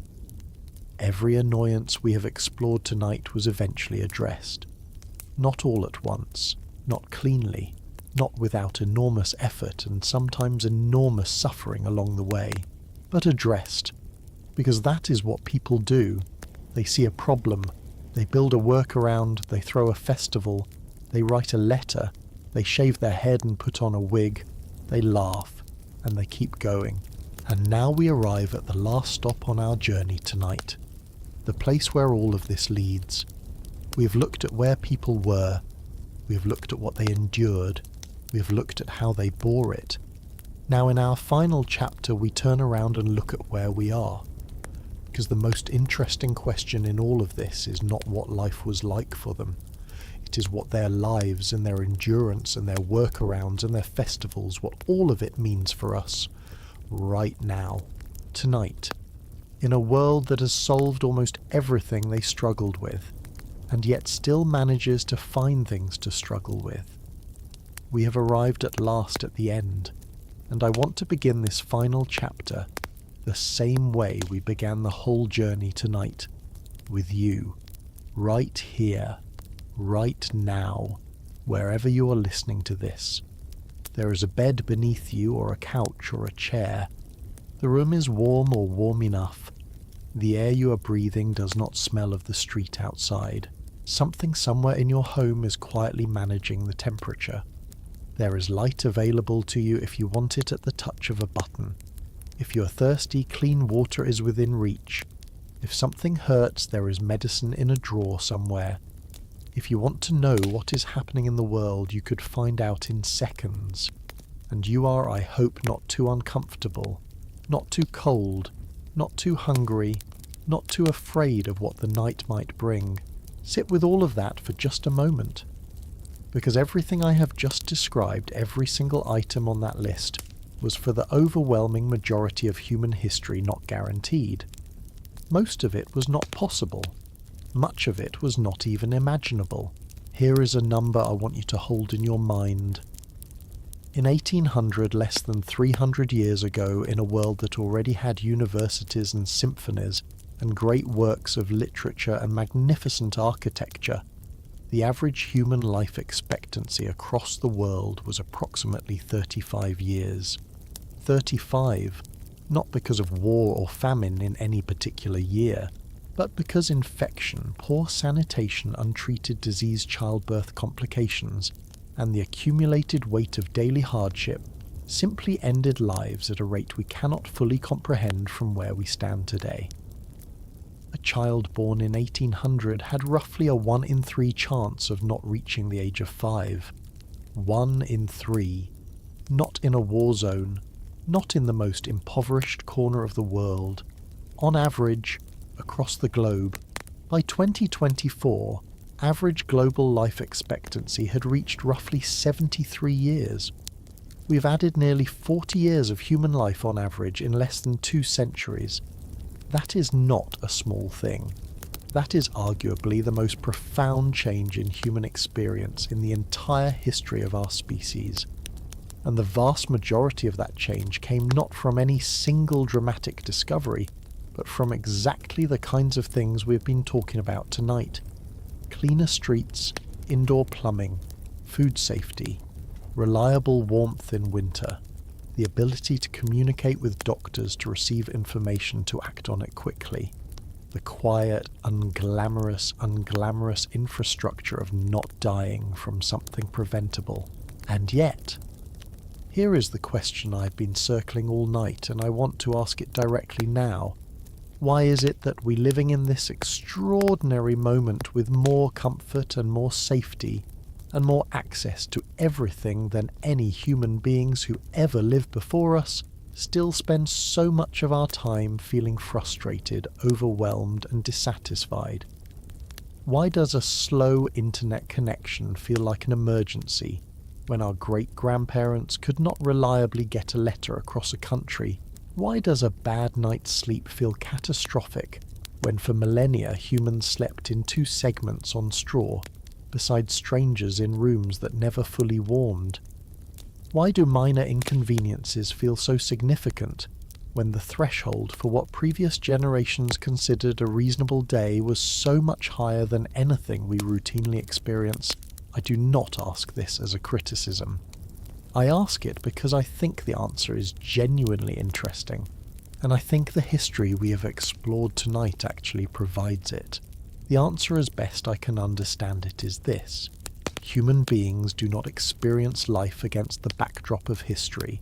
We experience it against the backdrop of our expectations, and our expectations adjust almost immediately to whatever becomes normal. The person who shaved their head and put on a wig in 1680 had genuinely solved a lice problem that had plagued them for years. But within a generation, the wig was simply normal, and the new annoyance was the wig itself, that it was heavy, that it needed maintenance, that it marked your social position in ways that constrained you. The woman who watched her city get its first sewer system in the 1870s probably felt the same way we feel when the internet finally reaches a fast enough speed to stream video without buffering. Relief, gratitude, and then very quickly an assumption that this is simply how things should be. And then when it fails, when the sewer backs up, when the buffering returns, the same frustration that would have made no sense to her grandmother, who simply threw the chamber pot out the window. This is not weakness. This is how humans are built. We adapt, we adjust our baseline, we discover new frontiers of what we want. The medieval peasant was not unhappy because they lacked a smartphone.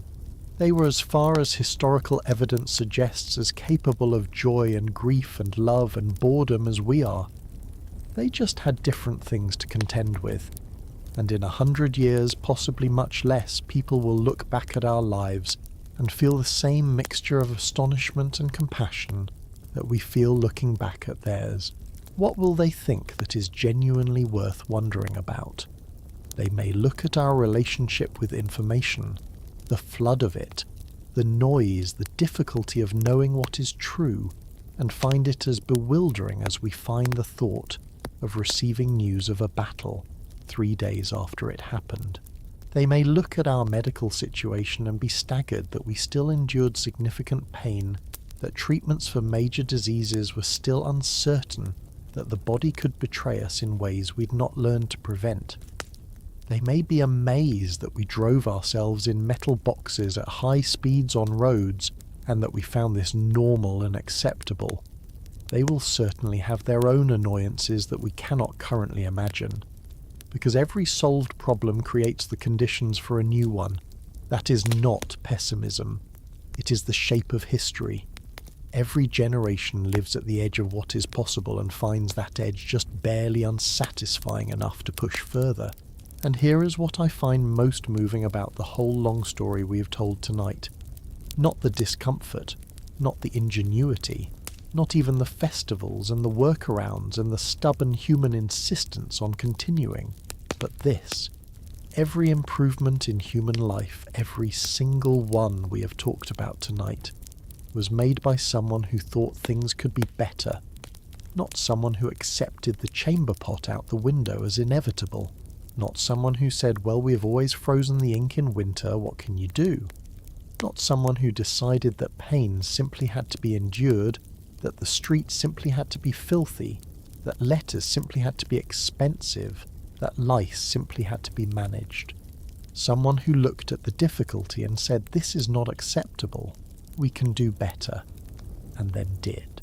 Joseph Bazalgette looking at the sewage-choked Thames and building 1,000 miles of underground brick tunnels that the city still relies on today. Rowland Hill calculating that postage made no sense the way it was charged, and proposing a small adhesive stamp that became the template for postal systems across the entire world. The unnamed Italian glassmaker around 1284 who figured out that curved glass could correct failing vision, and described it to Fra Giordano, who stood in a church in Pisa and declared it one of the best and most necessary arts in the world. The unnamed peasant woman somewhere in medieval France, who looked at the rushlight burning for 20 minutes and invited her neighbours over to share the light and do their mending together. Not resigned, not defeated, just practical and connected. The thing I want you to take from tonight, if you take only one thing, is this. The comfort you're lying in right now is the accumulated workaround of 10,000 generations of human beings who found something intolerable and refused to leave it that way. The clean water, the warm room, the medicine in the drawer, the bed you are sleeping in with left and right shoes beside it. All of it. Chosen for, fought for, figured out. By people who lived in circumstances we would find genuinely staggering, who nevertheless got up every day and worked towards something better. Not for themselves most of the time, for people they would never meet, for us. So the next time the Wi-Fi is slow or the coffee is wrong or something is mildly unremarkably inconvenient, I hope you remember just for a moment the woman with the rushlight and the 20 minutes, and the neighbours gathered close, the man warming his ink before he could write, the child sleeping on top of the stove, the crossing sweeper with his broom in the filthy street, the widow leaving her son a red and green bed canopy in her will, the printer setting up his press on the frozen Thames, all of them living fully in conditions we cannot quite imagine, and not one of them, as far as history tells us, sitting still. Thank you. From the bottom of my heart, thank you for spending your night here with me, for lying in the dark and letting this strange, imperfect, extraordinarily human story wash over you. These stories matter, not because they make us feel guilty about our comfort, but because they remind us what comfort is actually made of, what it costs, what it means, and what we might owe quietly and daily to the people who built the floor we stand on.